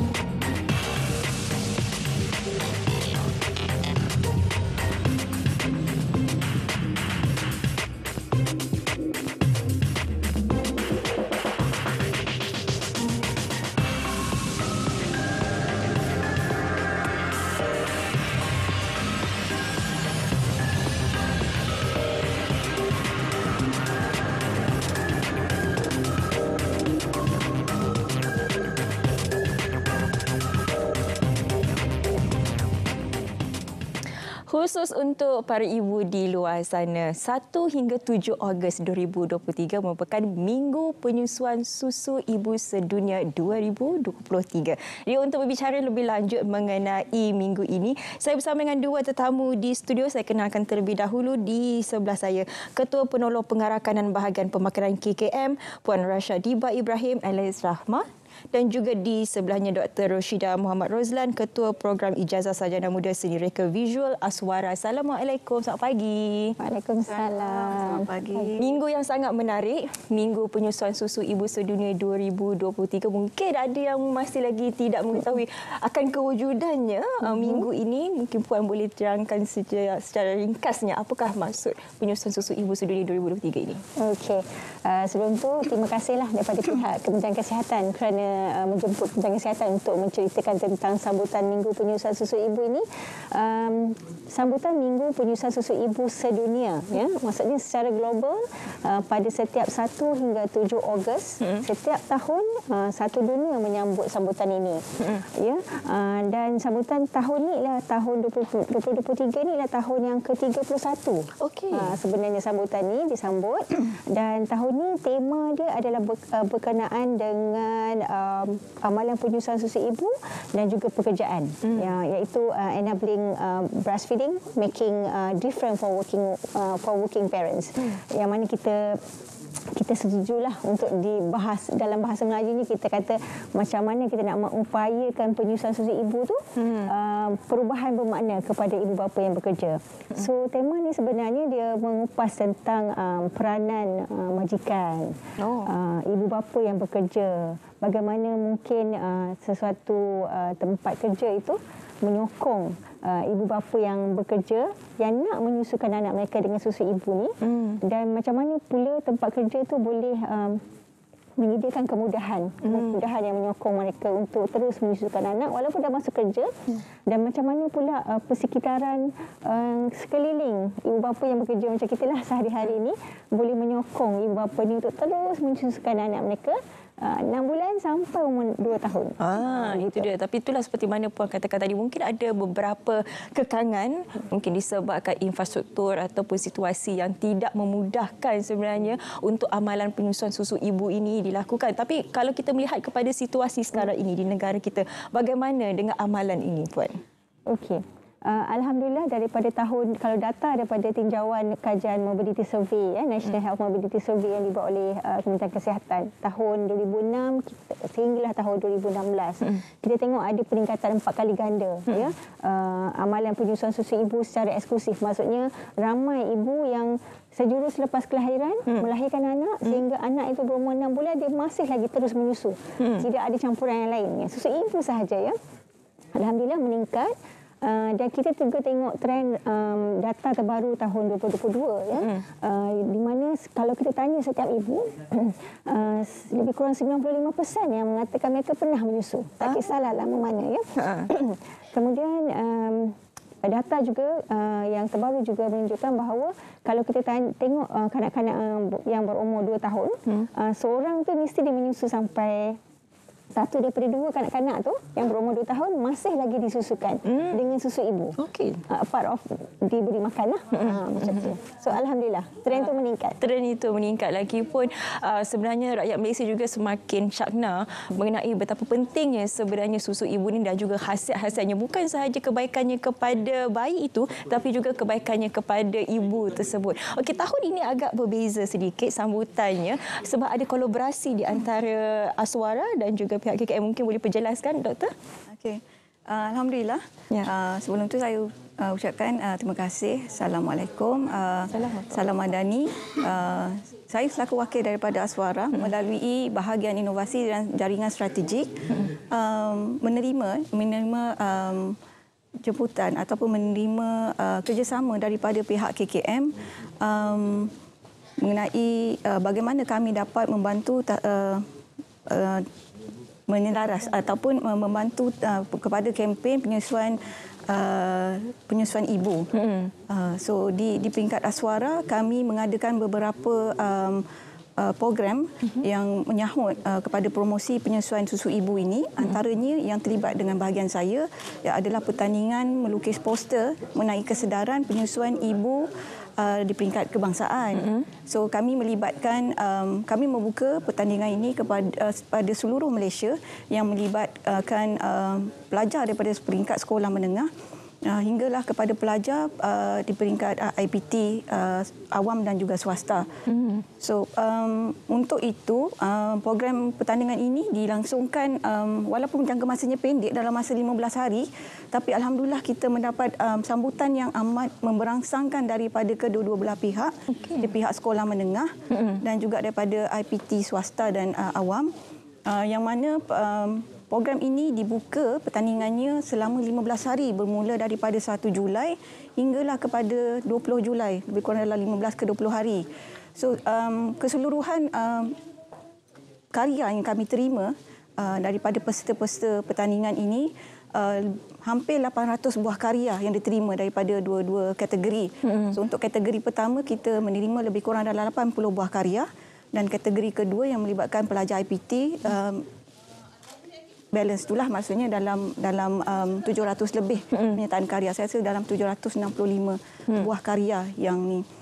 So melalui pengkaryaan seni kita dapat melihat bagaimana ideation ataupun bagaimana kefahaman ataupun knowledge peringkat sekolah hinggalah pada peringkat IPT, yang mana ketika berkarya tu secara tak langsung mereka akan mencari informasi-informasi tentang kebaikan penyusuan susu ibu, tentang apakah yang berkenaan, apakah yang diwawarkan ataupun yang dikempenkan oleh pihak KKM supaya mereka dapat mengikut, sebab mereka terpaksa mengikut dia punya tema yang diberikan oleh pihak KKM. Jadi secara tak langsung melalui pengkaryaan visual, idea tu dapat diterjemahkan dan dalam masa sama dia dapat enhance pengetahuan dalam perkara itulah, maksudnya untuk memberi kesedaran dan inilah untuk dikongsikan.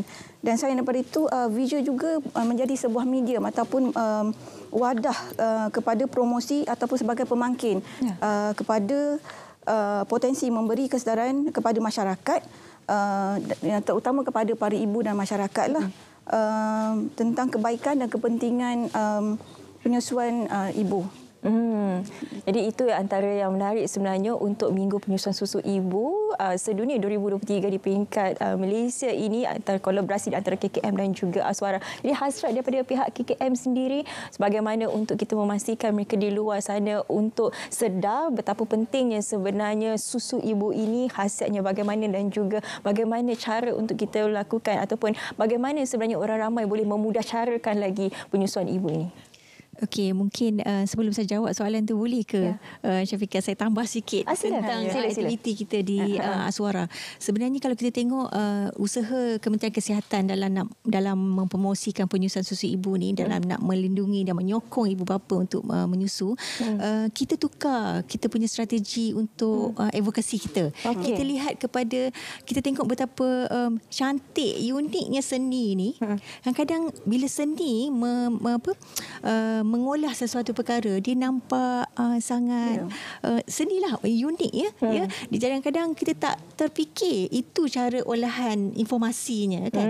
So hasil kan, hasil karya seni itu bukan saja kita kata kreatif, menarik. Kadang-kadang daripada kita bercakap dengan hanya melihat seni atau mendengar karya seni, dia lebih sampai kepada orang di luar sana. Tak kisahlah orang tu sama ada dia tu penggiat seni atau memang orang seni, ataupun orang yang minat seni, ataupun tak pernah pun nak minat seni, tapi bila dengar suara, bila dengar lagu, lirik lagu tu tertarik, dan kemudian lihat pula kepada mesej yang disampaikan. Jadi kita melihat, Kementerian Kesihatan melihat, so why not kita tukar strategi kita ni, kita menggunakan platform yang lain seni. And that's why di Aswara selain pada poster, sebenarnya pertandingan, kita juga ada pertandingan teater yang kita bincangkan kan Dr.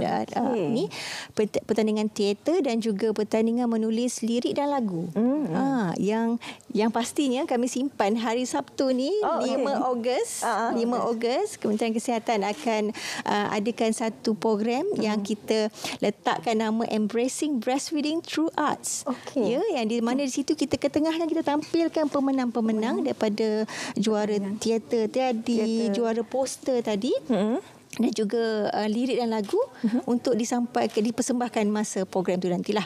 So harapan Kementerian Kesihatan sebenarnya seperti mana saya sebut tadilah, so lebih ramai mungkin lepas ni penggiat-penggiat seni, orang-orang seni tampil menghasilkan nukilan seni mereka, menyentuh perasaan, mungkin boleh mengubah pandangan, pemikiran orang di luar sana, especially kepada ibu bapa bekerja dan juga majikan mereka dan orang-orang di sekeliling ibu bapa ni, untuk menyedari betapa pentingnya penyusuan seorang ibu, cantiknya penyusuan seorang ibu, pentingnya penyusuan seorang ibu, begitu. Betul, pentingnya kepada bayi, juga penting kepada kesihatan ibu itu juga. Terima kasih banyak-banyak saya ucapkan kepada Puan Rashadibah Ibrahim Elis Rahman, Ketua Penolong Pengarakan dan Bahagian Pemakanan KKM, dan juga Dr. Roshidah Muhammad Rozlan, Ketua Program Ijazah Sarjana Muda Seni Reka Visual Aswara.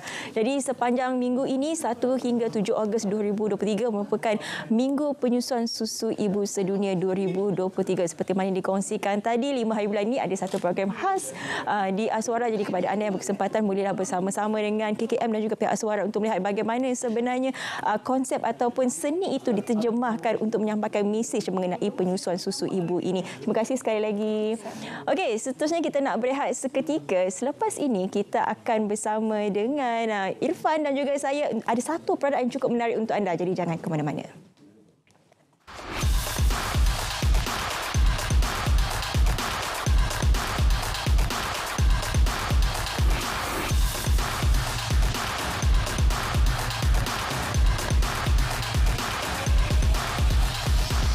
Perniagaan anda, keutamaan kami. Tunggu apa lagi? Jom iklankan produk anda di RTM hari ini. Scan kod QR tertera atau hubungi kami untuk maklumat lanjut. RTM, teman setia anda.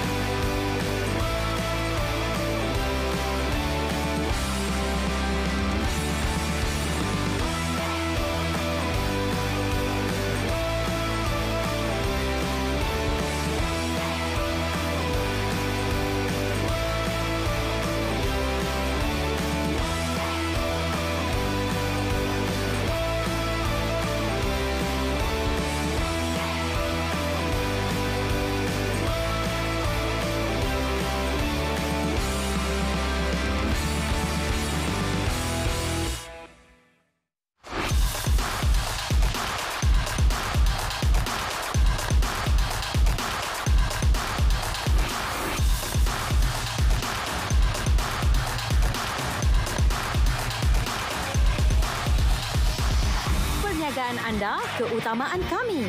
Tunggu apa lagi? Jom iklankan produk anda di RTM hari ini. Scan kod QR tertera atau hubungi kami untuk maklumat lanjut. RTM, teman setia anda.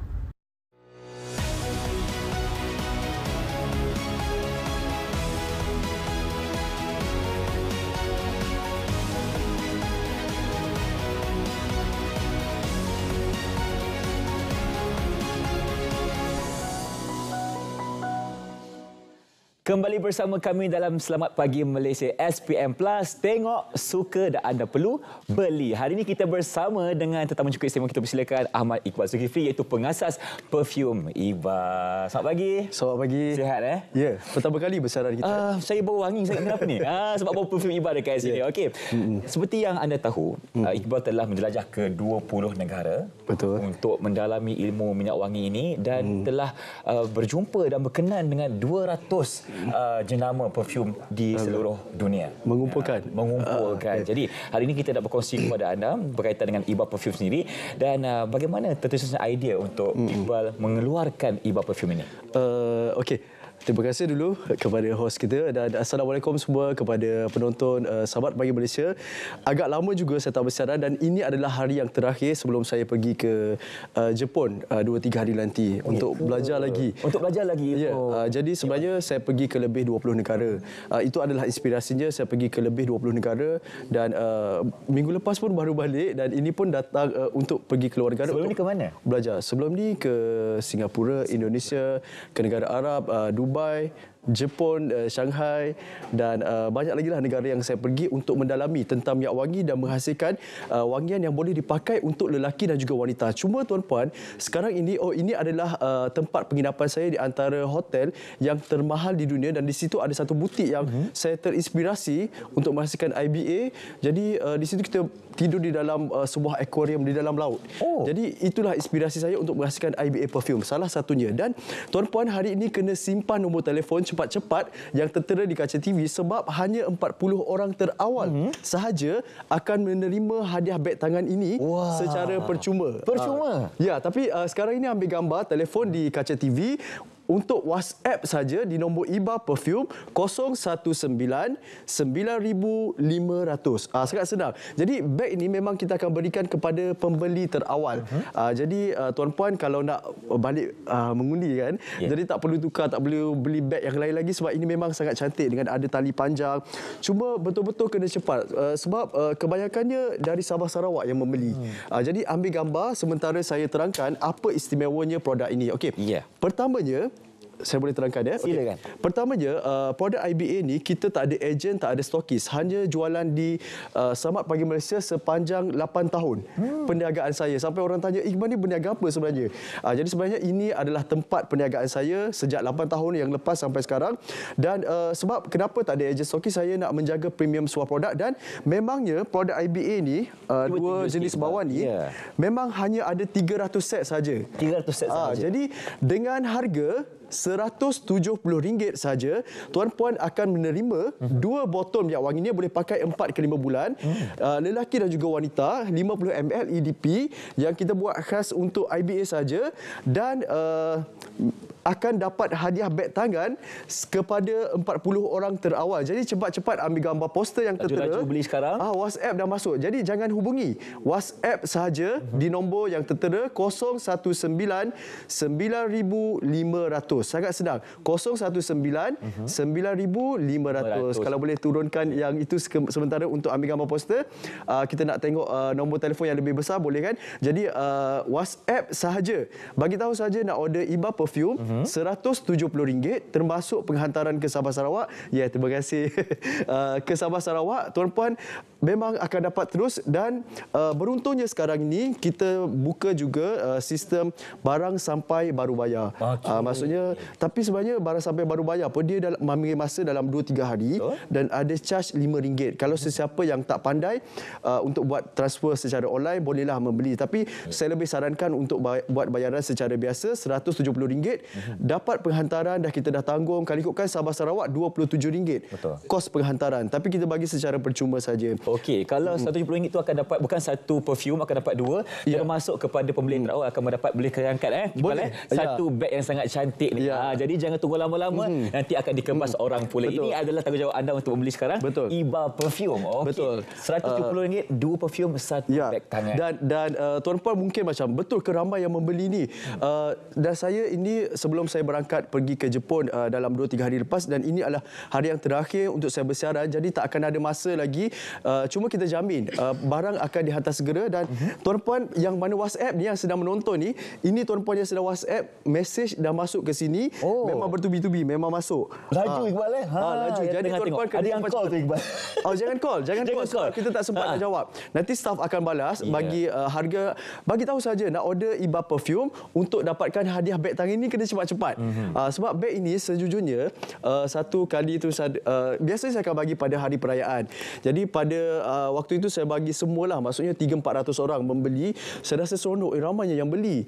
Tengok-tengok kenapa negatif sebab saya bagi semua dan kos ini sejujurnya sangat tinggi. Tuan-puan boleh tengok di mata sendiri bagaimana beg ini sangat cantik dan ada pelbagai design lah. Jadi kita bagi hanya kepada 40.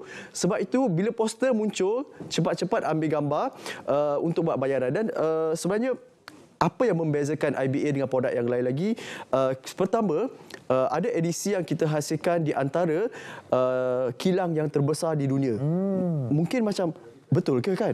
Dan itu adalah yang memang betul-betul, dan kita buat di Holland kilang untuk partinya, dan dihasilkan 3 orang pakar perfumer yang turut menghasilkan jenama minyak wangi ribuan ringgit sebotol. Dan saya sebenarnya mengumpulkan sehingga 200 jenama minyak wangi bukan kerana hobi semata-mata, tetapi itu adalah saya rasa tanggungjawab untuk bagi orang tahu bahawa saya memang menitik beratkan tentang bauan yang boleh dipakai untuk lelaki dan juga wanita, mesra Muslim dan tidak memeningkan kepala. Itu sangat penting. Jadi tuan-puan, ambillah peluang kali ini, sebab sekali beli RM170 ni boleh pakai selama 4 ke 5 bulan lamanya. 4 ke 5 bulan. Satu keluarga boleh pakai. Yang penting dapat beg ini hanya kepada 40 orang terawal masih sempat, tuan-puan. Cuba tengok sekarang ni memang ber-to-be. Ya, ini memang masuk, memang sangat banyak. Jadi tuan-puan kena WhatsApp.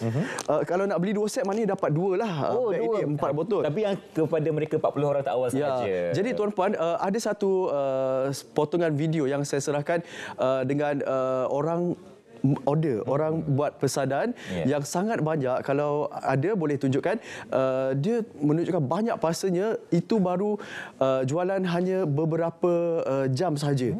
Jadi untuk IBA memang kita betul-betul menitik beratkan tentang kualiti, dan memang simple saja sebenarnya produknya.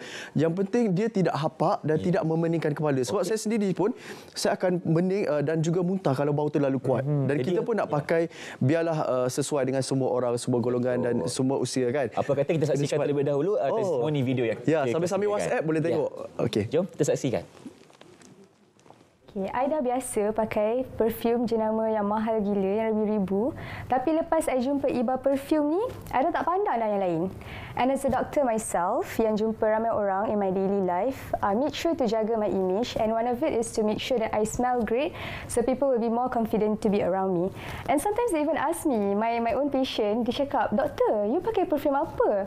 Sedapnya, mesti mahal kan?" I cakap, tak adalah, I pakai Iba perfume je. And then sometimes kita penat kerja kan, biasa balik rumah dah busuk-busuk kan, tapi bila pakai Iba ni, balik rumah pun still wangi, I basuh baju pun still wangi. I tak reti nak explain macam mana bau dia ni. Bau dia memang sangat premium. Sometimes I pakai yang lelaki punya juga. Tapi korang memang kena try, sebab bau dia ni susah nak describe, and tak tahu kat mana nak cari bau yang premium macam ni. Kalau dah bau Iba perfume tak cari lain, confirm tak cari lain. Okey, sekarang ni kita tanya kepada Iqbal sendiri. Lebih 20 negara Iqbal dah menjelajah ke seluruh dunia. Jadi di manakah tempat yang paling memberikan inspirasi kepada Iqbal? Sebenarnya banyak negara, banyak pelajarannya kan. Tapi saya rasa di Dubai antara salah satunya ketika saya pergi menginap antara hotel yang termahal di dunia. Dan di Jepun juga kita belajar, dan di Shanghai saya melawat di kilang antara yang sangat besar. Kita kena lalu dengan kereta sebab terlalu besar. Dan di situ betapa hebatnya. Jadi ini gambar-gambar ketika saya ini di Shanghai, di Jepun, dan kita pun pergi dengan private jet lah. Dan saya pernah juga dijemput ke sebuah istana. Saya tak boleh bagi tahulah. Di situ saya belajar 10 ekar istana keluasannya. Saya belajar tentang bagaimana mereka meminati minyak wangi itu memang betul-betul daripada bahan semula jadi. Dan IBA sebenarnya memang mencabar untuk buat saya sampai 20 kilang mencari di Malaysia. Saya cari yang untuk memenuhi kehendak yang saya nak. Tak jumpa dan akhirnya berjumpalah. Jadi tuan-puan, jangan risau tentang bauan ini. Memang pertamanya takkan sama dengan yang lain. Kita custom, kita ada sijil. Oh, inilah video yang saya nak bagi tahu. Ini jualan saya yang kita buat di RTM lah, dalam masa 2 jam. 2 jam sahaja. 2 jam, dan ini baru separuh. Dan ini baru separuh. Jadi tuan-puan macam yang sangsi, oh ini IBA betul-betul ke banyak permintaan. Jadi sekarang ini cara nak dapatkan hanya WhatsApp sahaja. Tak ada cara lain. Hanya WhatsApp bagi tahu nak order Iba perfume. Nombornya pun sekali dengar dah ingat. 019 9500 dan kepada 40 orang terawal sahaja. Sekali lagi saya bagi tahu, dan terutamanya orang Sabah Sarawak kalau nak order kali inilah, sebab tuan-puan beruntung penghantaran saya dah tanggung sangat banyak. Dan memang permintaan kita semakin banyak. Sampai hari itu saya selama 6 bulan saya berhenti bersiaran disebabkan permintaan terlalu banyak. Kita perlu selesaikan. Jadi sekarang ini bila poster muncul, ambil gambar yang tertera dan WhatsApp bagi tahu nak order Iba perfume. Tuan-puan akan dapat 2 botol minyak wangi yang boleh dipakai untuk lelaki dan juga wanita, dan dapat hadiah beg tangan. Ini pelbagai design lah ada. Jadi sementara ada beberapa saat sahaja lagi, berapa minit sahaja lagi tu, cepat-cepat ambil gambar yang tertera. Dan saya pun akan berhenti bersiaran agak lama lah sebab saya pergi sambung belajar ke Jepun. Ke Jepun selepas ini? Ya, itu kali kedua saya ke Jepun. Kali ini ke Tokyo. Jadi insya-Allah lah. Kita doakan perjalanan Iqbal di sana. Betul. Jadi sekarang ini WhatsApp saja, bagi tahu saja nak order Iqbal Perfume, sementara ada stok dan dijamin kalau stok sedia ada dan kita akan postkan dengan kadar segera. Takkan berlaku lagi ada yang melambat semua kan. Kalau dulu pernah berlaku. Jadi tuan-puan, 2 botol minyak wangi RM170 dan dapat hadiah beg ini paling kena cepat. Ambil gambar sekarang. Segera. Ya, dan jangan risau. Nanti kita akan tunjukkan testimoni dan tunjukkan gambar-gambar ketika saya di luar negara, dan juga saya akan tunjukkan koleksi minyak wangi saya sebanyak 200 koleksi minyak wangi. Jadi WhatsApp saja sekali dan ingat 019 9500. Saya dah hafal 9,500 Iqbal Perfume. Jadi saya pun berterima kasih kepada RTM dan saya berdoa sangat-sangat kalau tahun ini, tahun depan saya boleh taja bintang RTM. Amin, kita doakan. Sekurang-kurangnya penaja yang kecil lah. Sebab saya rasa bertuah saya berada di RTM selama 8 tahun tanpa ada apa-apa drama dan kita betul-betul buat bisnes. Jadi di sinilah saya berterima kasih kepada kru-kru yang di belakang juga. Saya ingat jasa anda, cuma tak sempat lagi nak menghargai semua. Saya tetap ingat sampai bila-bila. Jadi tuan-puan yang nak order Iqbal Perfume sekarang, okey, saya jelaskan sekali lagi apa yang tuan-puan akan dapat. RM170 adalah harganya yang tuan-puan perlu buat bayaran. Itu dah termasuk penghantaran. Tuan-puan akan dapat 2 botol minyak wangi berbeza bawah ini, boleh pakai untuk lelaki dan juga wanita. Dan jangan risau, tidak pening, tidak sama dengan bawah lain. Ini bukan expire, ini adalah memang custom. Dan tuan-puan juga akan dapat satu hadiah beg tangan yang sangat special. Ini kena cepat sebab saya akan bagi 40 orang terawal saja. WhatsApp di nombor mana, Iqbal? Okey, kali terakhir WhatsApp di nombor 019 9500. 40 orang terawal akan dapat hadiah beg tangan. Jangan call, WhatsApp saja. WhatsApp sahaja. Terima kasih Iqbal atas perkongsian pada hari ini, dan hidup Iqbal Perfume supaya anda jadi sponsor untuk bintang RTM nanti. Terima kasih Iqbal. Okay, kita jumpa lagi nanti. Terima kasih banyak. Selamat terbang ke Jepun nanti. Amin, insya-Allah. Okay, sekarang ni kita nak terus bersama rakan pelapor kita di Sabah, iaitu kawan kita Serena Olivia Chong, untuk perkongsian berkaitan dengan semarak sambutan Bulan Kebangsaan. Dan sementara kita nak berkongsi dengan anda berkaitan dengan cerita pagi Sabah sana, di sini kita boleh lihat Iqbal telah membawakan kepada kita 2 jenis perfume yang sungguh istimewa. Dan jangan lupa untuk beli sekarang ini, untuk 40 orang tahu akan mendapat satu beg tangan yang sangat eksklusif. Jadi kita akan bersama rakan kita di Cerita Pagi Sabah. Assalamualaikum dan salam sejahtera buat semua penonton. Tiba bulan Ogos, bulan kebangsaan yang pasti diraikan seluruh lapisan masyarakat, tiba kira anda berada di mana. Cerita Pagi Sabah kali ini kita semarakan lagi semangat patriotisme dengan penganjuran pelbagai program dan aktiviti yang bakal dilaksanakan Dewan Bahasa dan Pustaka DBP Cawangan Sabah sepanjang bulan Ogos ini. Kita alu-alukan pengarah DBP Cawangan Sabah Puan Aminah Awang Basar untuk kongsikan maklumat lanjut. Terima kasih Puan Aminah. Baik Puan, apakah perancangan pihak DBP Sabah bagi menyemarakan lagi Bulan Kebangsaan tahun ini? Baik, sebagai salah sebuah jabatan kerajaan, kita sebenarnya sangat menyokong dan memberikan pelbagai perancangan lah untuk kita laksanakan sepanjang bulan kemerdekaan. Antaranya yang akan kita laksanakan pada bulan ini ialah sayembara deklamasi puisi kebangsaan. Peringkat Wilayah Persekutuan Labuan, peringkat negeri Sabah telah pun kita adakan pada bulan Julai yang lepas. Kemudian kita ada lagi beberapa program besar ya. Yang pertamanya ialah Festival Seni dan Alam ya. Yang ini namanya FESA, yang ini kita akan laksanakan di Kundasang, dan insya-Allah ya, yang ini akan dihadiri oleh Yang Berhormat Datuk Jonathan Yassin. Dan program yang lainnya ialah Nadwah Sastra Islam Sabah yang juga akan kita adakan bersempena dengan Maharajan Persuratan Islam Sabah. Yang ini kita akan adakan pada bulan September, dan insya-Allah ini akan dirasmikan oleh Yang Berhormat Datuk Dr. Haji Muhammad Arif, iaitu Menteri Sains, Teknologi dan Inovasi Sabah. Jadi dan satu lagi yang besar iaitu Hari Sastra Nasional ke-19. Ini julung-julung kali kita adakan. Sebenarnya sudah lama tidak diadakan, dan kali ini kita bawa ke Sabah yang akan kita adakan juga pada bulan September dengan kerjasama Kerajaan Negeri Sabah ya, Gapena dan juga Badan Bahasa dan Sastra Sabah yang insya-Allah akan dirasmikan oleh Yang Amat Berhormat Ketua Menteri Sabah kita. Jadi itu antara beberapa program besar yang akan kita adakan bersempena dengan Bulan Kemerdekaan pada tahun ini.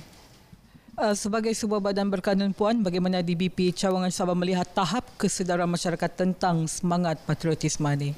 Okey, apabila kita bercakap tentang patriotisme, tentu saja ini berkait dengan rasa cinta, rasa bangga dan perjuangan kita terhadap kemerdekaan yang telah pun dicapai oleh negara kita.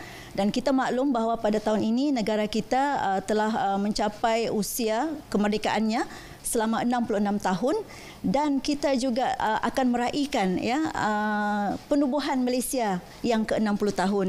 Pada kami di Dewan Bahasa dan Pustaka ya, sebagai sebuah badan yang memperkasakan bahasa kebangsaan ya di negara ini, tentu sahaja kami melihat perjuangan ataupun patriotisme dalam memperjuangkan bahasa kebangsaan itu, iaitu bahasa Melayu, pada tahap yang sangat memuaskan. Mengapa saya katakan memuaskan? Kerana setiap kali kita mengadakan program, begitu ramai ya peserta ataupun kehadiran rakyat kita ataupun masyarakat kita dalam program-program seperti ini. Jadi kami melihat bahawa dalam tempoh yang lama ini tentu saja Malaysia sudah semakin matang. Harapan Puan terhadap penyertaan masyarakat dalam program yang telah dirancang ni Puan? Baik, tentu sahaja ya apabila kita melaksanakan program, kita mengharapkan penyertaan. Jadi saya menyeru ya, kalau boleh setiap kali kita mengadakan program sebagaimana program-program yang sudah saya nyatakan tadi, datanglah beramai-ramai memeriahkan, bukan hanya kerana mahu datang tetapi ingin memanfaatkan apakah ilmu yang boleh kita peroleh di dalam program berkenaan. Baik, terima kasih sekali lagi kepada Puan Aminah yang sudi berkongsi perancangan DBP Cawangan Sabah bersama kita hari ini sepanjang bulan Ogos ini. Buat anda, mari datang ke DBP Cawangan Sabah untuk sama-sama memeriahkan dan menjayakan aktiviti yang telah dirancangkan. Buat anda semua, semarakan Bulan Kebangsaan, hayati erti sebuah kemerdekaan. Sekian perkongsian dari Sabah, kembali bersama rakan setugas. Okey, terima kasih untuk cerita Pagi Sabah. Beauty Kasih, jaga baik-baik. Beauty Kasih tampil dengan dua edisi baru, iaitu edisi Merdeka dan juga edisi Rahmah. Jadi untuk memperincikan mengenai edisi ini, saya bersama dengan Abang Juna dan juga Cik Manja. Assalamualaikum. Waalaikumsalam. Sihat Alhamdulillah ya? Sihat Alhamdulillah. Alhamdulillah. Ada dua ni yang menarik, edisi Merdeka dan juga edisi Rahmah. Apakah sebenarnya dua-dua ni bang? Okey, terima kasih Syafiqah. Assalamualaikum. Selamat pagi kepada penonton-penonton. Selamat pagi Malaysia. Lama tak kat udara ni rasa kekok sikit, tapi ada Cik Manja dengan Syafiqah ni rasa lain lah sikit. Okey, sebelum kita nak bincangkan tentang edisi Merdeka dan juga edisi Rahmah, saya nak bawa dulu beberapa fakta untuk kita kongsikan ya Syafiqah. Dan tajuk kita Abang Arjuna kalau datang kena ada tajuk. Elok benih, elok hasilnya, tersalah pilih kelak merana. Okey, kalau kita faham Syafiqah ya, apabila kita nak tanam sesuatu, tanaman ke, pokok ke apa ke, kita mesti pilih pokok benih yang elok, baja yang cantik supaya nanti hasil tanaman tu keluar. Kalau katalah pokok yang berbuah, katalah buah durian, isi dia tu sedap, bukan kata keluar yang macam cukup-cukup je kan, yang tawar tak tawar, manis tak manis. Dan kalau kita yang tanam yang jenis berbunga, bunga dia tu keluar banyak dan lebat. Jadi begitulah ayah-ayah, ibu-ibu, penonton-penonton sekalian, dalam kita mengamalkan satu-satu makanan ni untuk badan kita, jangan kita terpengaruh dengan testimoni, dengan ajakan kawan-kawan sehingga kita mengabaikan soal keselamatan kualiti produk yang menyebabkan kita akan lebih merana. Sebab itu menurut satu angka yang dikeluarkan, hampir 600 juta penduduk di dunia mengalami ataupun terkesan dengan pencemaran makanan. Sehinggalah PBB mengambil ataupun mengisytiharkan setiap 7 Jun ialah hari keselamatan makanan sedunia. Ini yang diisytiharkan oleh Pertubuhan Badan Bersatu PBB ni. Okey, ia sebenarnya berapa? Ia bagi bertujuan memberi kesedaran kepada penduduk dunia tentang bahaya dan juga kesan yang berlaku apabila mengambil sesuatu makanan ataupun minuman yang tercemar dengan logam-logam berat ataupun dengan kimia-kimia yang berbahaya dan masuk ke dalam badan kita. Dan sebenarnya di Malaysia, kalau tengok pada TV tu, di kaca TV, ramai rakyat Malaysia terutamanya golongan lelaki terperangkap dengan kopi-kopi kuat katanya kan, dengan masalah tenaga batin sebagainya. Akhirnya apabila mereka tidak memenuhi kopi itu, tidak memenuhi spesifikasi yang ditetapkan, boleh berlaku kegagalan organ dan juga kegagalan pada bahagian-bahagian penting badan kita, boleh berlaku juga kegagalan pada otak, dan yang terbaru juga ada berlaku kematian.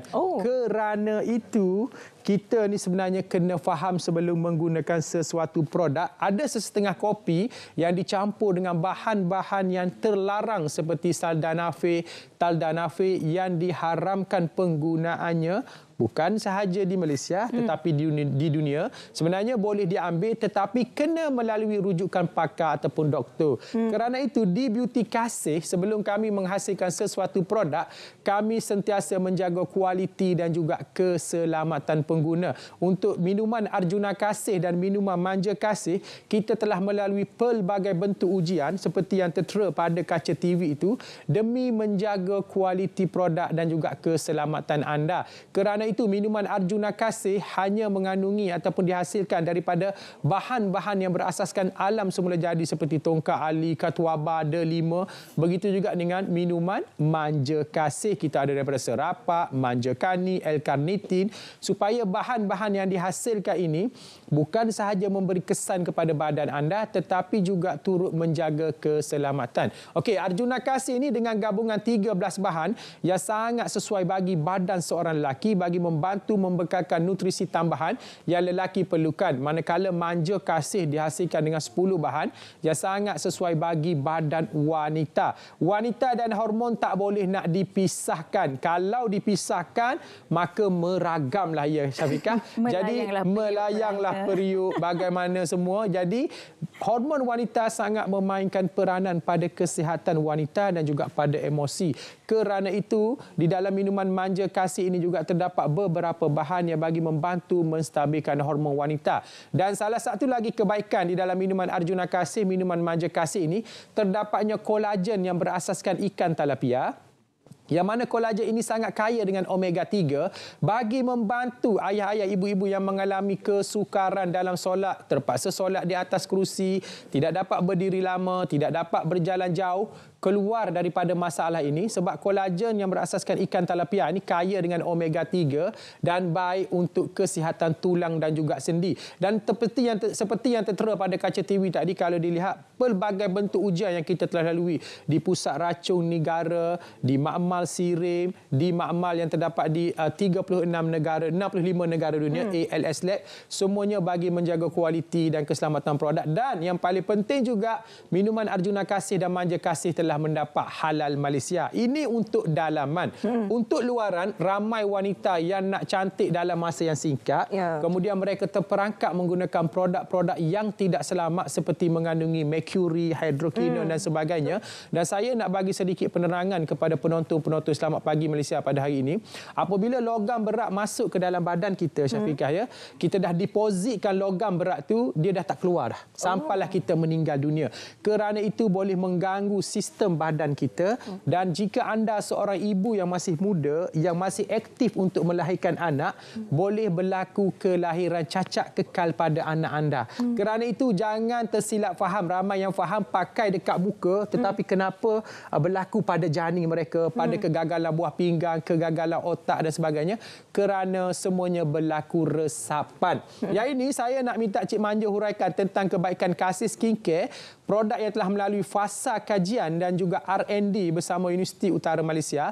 Dan kita ada satu pack yang sangat menarik, yang sangat murah, cuma berharga RM24.90. Apakah yang terdapat di dalam tu? Saya nak minta Cik Manja huraikan tentang kebaikan Kasih Skincare dahulu. Okey, terima kasih Syafiqah dan juga Abang Arjuna. Assalamualaikum dan selamat bertemu kembali kepada mak-mak ayah-ayah yang merindui kita. Yang ada sampai tertanya ke mana perginya panggilan Cik Manja dan Abang Arjuna, sudah lama tidak keluar dekat SPM ni. Okey, kenapa hari ini Cik Manja selalu tekankan kepada ibu-ibu, kakak-kakak dekat luar sana kenapa perlu memilih Kasih Skincare? Kerana kami mengetahui dan kami sangat-sangat mengambil berat tentang orang kata sekarang ni ramai yang fikir kalau nak berbelanja mesti memikirkan soal ekonomi yang kita kata tidak menentu. Betul. Jadi kami mengambil inisiatif ini kepada penonton di luar sana yang mana menginginkan produk-produk yang berkualiti, produk-produk yang selamat, produk yang tidak menggunakan sebarang bahan-bahan kimia yang berbahaya. Jadi kami hadirkan satu pack trial pack ini, starter pack yang mana harga rahmah, yang kita kata harga ramah kerana hanya berharga RM24.90 sahaja dan mampu dimiliki oleh semua golongan. Jadi apa kebaikan di dalam starter pack ini? Dia mengandungi cleanser, kita ada day cream dan juga night cream, yang mana set basic ini sangat-sangat membantu anda di luar sana yang mengalami masalah kulit wajah. Di mana kita tahu kalau kita rasa dah tumbuh satu biji jerawat pun kita dah bising, tetapi kita kata disebabkan masalah ekonomi kita terpaksa memilih barang-barang yang murah, tetapi kita tidak fikir benda tu akan memudaratkan kita. Jadi inisiatif inilah kita berikan kepada anda di luar sana untuk menggunakan produk-produk yang diiktiraf dan orang kata selamat digunakan di muka. Okey, antara bahan yang kami gunakan di dalam set Kasih Skincare ini sangat-sangat berbaloi kerana kami menggunakan bahan-bahan semula jadi yang mana tidak mengandungi sebarang chemical yang berbahaya. Antara bahan utama yang kami gunakan di dalam set Kasih Skincare ini adalah kunyit putih. Yang mana kunyit putih ini kami telah berkolaborasi bersama dengan Profesor Dr. Rishawati Muhammad dari UUM yang mana telah menemukan kajian di dalam kunyit putih ini dia mengandungi satu enzim yang bernama phenolic acid, yang mana phenolic acid ini sangat-sangat membantu untuk memberikan mengekalkan jaringan kolagen di kulit wajah kita. Secara automatik kulit wajah kita terjaga dan sentiasa awet muda. Yang mana di luar sana masih lagi mencari tak tahu nak pakai apa, boleh memilih Kasih Skincare ini kerana starter pack ini sangat-sangat memberikan orang kata keistimewaan kepada kulit wajah kita kerana walaupun remaja di bangku sekolah sangat sesuai menggunakan starter pack ini kerana dia tidak mengandungi bahan-bahan yang berbahaya. Selain daripada kunyit putih, kita juga menggunakan ekstrak daripada bunga ros, kita menggunakan shea butter dan juga olive oil, yang mana kombinasi yang kita gunakan di dalam bahan untuk menghasilkan Kasih Skincare ini sangat-sangat membantu memberikan kesihatan kepada kulit wajah. Dan kita perlu ingat, kita sebagai seorang wanita jangan sesekali orang kata mengejar untuk nak cantik dalam masa yang singkat. Kerana cantik dalam masa yang singkat ini akan memberikan kemudaratan kepada kita di depan hari. Jadi dengan penggunaan secara konsisten, insya-Allah dia dapat memberikan kesihatan dan kecantikan yang berkekalan untuk anda semua di luar sana. Daripada edisi Rahmah, kita ada pula di sini edisi Merdeka. Yang ini apa pula ni? Okey, edisi Merdeka ni sebenarnya di dalam ni terdapatnya Manja Kasih dan juga Arjuna Kasih. Tetapi kita buat edisi Merdeka ni dan kita letakkan sedikit sejarah, bingkisan sejarah negara kita. Dan hanya berharga RM110 untuk 2 botol ini. Dan dapatkan hadiah percuma satu set pisau. Seperti gambar yang tertera pada kaca TV itu, ada 5 barang dalam tu. Kita bagi semua, tak bagi satu-satu dah, 5 barang yang berharga RM110 sahaja. Dan untuk set ramah ni tadi hanya RM24.90, dan untuk set full Kasih Skincare ni yang ada 5 item hanya berharga RM90. Harga asal dia RM99.90, tapi hari ini kita bagi RM90 saja dalam bentuk yang sudah baru. Kalau dulu kita pakai bekas, sekarang kita dah guna semua dalam bentuk tube. Untuk nak menjaga kualiti dan juga supaya tidak berlaku kontaminasi. Tidak lagi kan kita ambil dengan tangan, kita tutup, ni kita picit saja. Dan yang paling best, Kasih Skincare ni juga Syafiqah, Syafiqah, telah melalui ujian di SIRIM, yang mana krim malam tu telah diuji dipanggil eye retention test, yang mana kebanyakan krim malam ini menyebabkan yang tidak selamat menyebabkan berlakunya penggelupasan kulit. Ini sebenarnya sangat tidak bagus. Walaupun anda mendapat kulit yang baru setiap hari, lama kelamaan kulit itu menipis. Macam duit kita lah, kalau guna hari-hari tak masuk yang baru, lama-lama duit dalam bank pun menipis juga kan. Sakitlah Sakit. Dan ujian ini kita SIRIM test ni kita membeli sel kulit manusia secara daripada dua negara yang diiktiraf saja, daripada Amerika Syarikat ataupun daripada France, yang mana semuanya dilakukan oleh pengkaji di SIRIM. Kita telah mengkaji di sana dan alhamdulillah krim malam kita ini tidak menyebabkan berlakunya penggelupasan kulit dan kita ada semua insert-insert yang dihantar oleh SIRIM apakah bentuk ujian yang dilakukan sebagainya. Kalau tak percaya nanti WhatsApp kita tunjuk semua tu supaya nak jaga kualiti. Jadi dengan kos kajian kita yang mengenai RM200, test lagi di SIRIM dan kita test juga di HALVAC iaitu Halal Laboratory Service Lab bagi nak melihat adakah produk-produk kita mengandungi bahan-bahan yang meragukan seperti daripada lemak-lemak babi ataupun sebagainya, dan alhamdulillah ia juga tidak mengandungi bahan-bahan yang meragukan dan dengan bahasa mudahnya boleh digunakan untuk ibadat solat dan sebagainya, tidak ada bahan-bahan yang meragukan. Dan dengan ujian-ujian yang kami lakukan ini sebenarnya adakah mahal untuk anda letak pada kulit wajah anda dengan harga RM24.90 sahaja dengan pelbagai bentuk ujian, dengan keselamatan, dengan kelulusan dan sebagainya. Dan yang paling penting juga Syafiqah, produk ini dihasilkan di kilang kami sendiri yang bertaraf GMP. Ramai yang tak tahu sebenarnya Beauty Kasih sudah memiliki kilang sendiri untuk menghasilkan set penjagaan diri dan juga kosmetik. Jadi kepada anda di luar sana, jangan lepaskan peluang ini. Gunalah produk-produk yang selamat dan juga bagi bukan sahaja kulit wajah kulit wajah anda cantik, tapi sebenarnya perlu sihat. Kalaulah semua orang yang nak putih tapi tak sihat pun tak gunakan. Kita nak melihat pelbagai variasi kulit wajah tetapi semuanya cantik je. Jadi yang penting dia jaga baik-baik. Sebenarnya Syafiqah, kalau kulit wajah sihat dia automatik dia nampak cantik. Dia begitu. Itu dia. Terima kasih Abah Juna, terima kasih Cik Manja. Abah Juna, Cik Manja, awak apa? Saya nak tanya, macam mana saya nak jadi lelaki sejati, apa yang saya amalkan? Macam mana jadi lelaki sejati? Tak kita sejati kau macam mana? Nak bersejati lagi. Sejati. Okey. Apabila ramai orang TV ni kebanyakannya mereka bekerja siang malam tak menentu kan. Amalkanlah Arjuna Kasih. Arjuna Kasih itu jawapan sebenar. Kita ada seketika. Bagi saya satu. Awak minum. Okey, terima kasih kepada anda semua yang saksikan kami di Selamat Pagi Malaysia hari ini. Banyak kita kongsikan kepada anda dan kepada mereka yang terlibat dengan PRU 2015 di 6 negeri.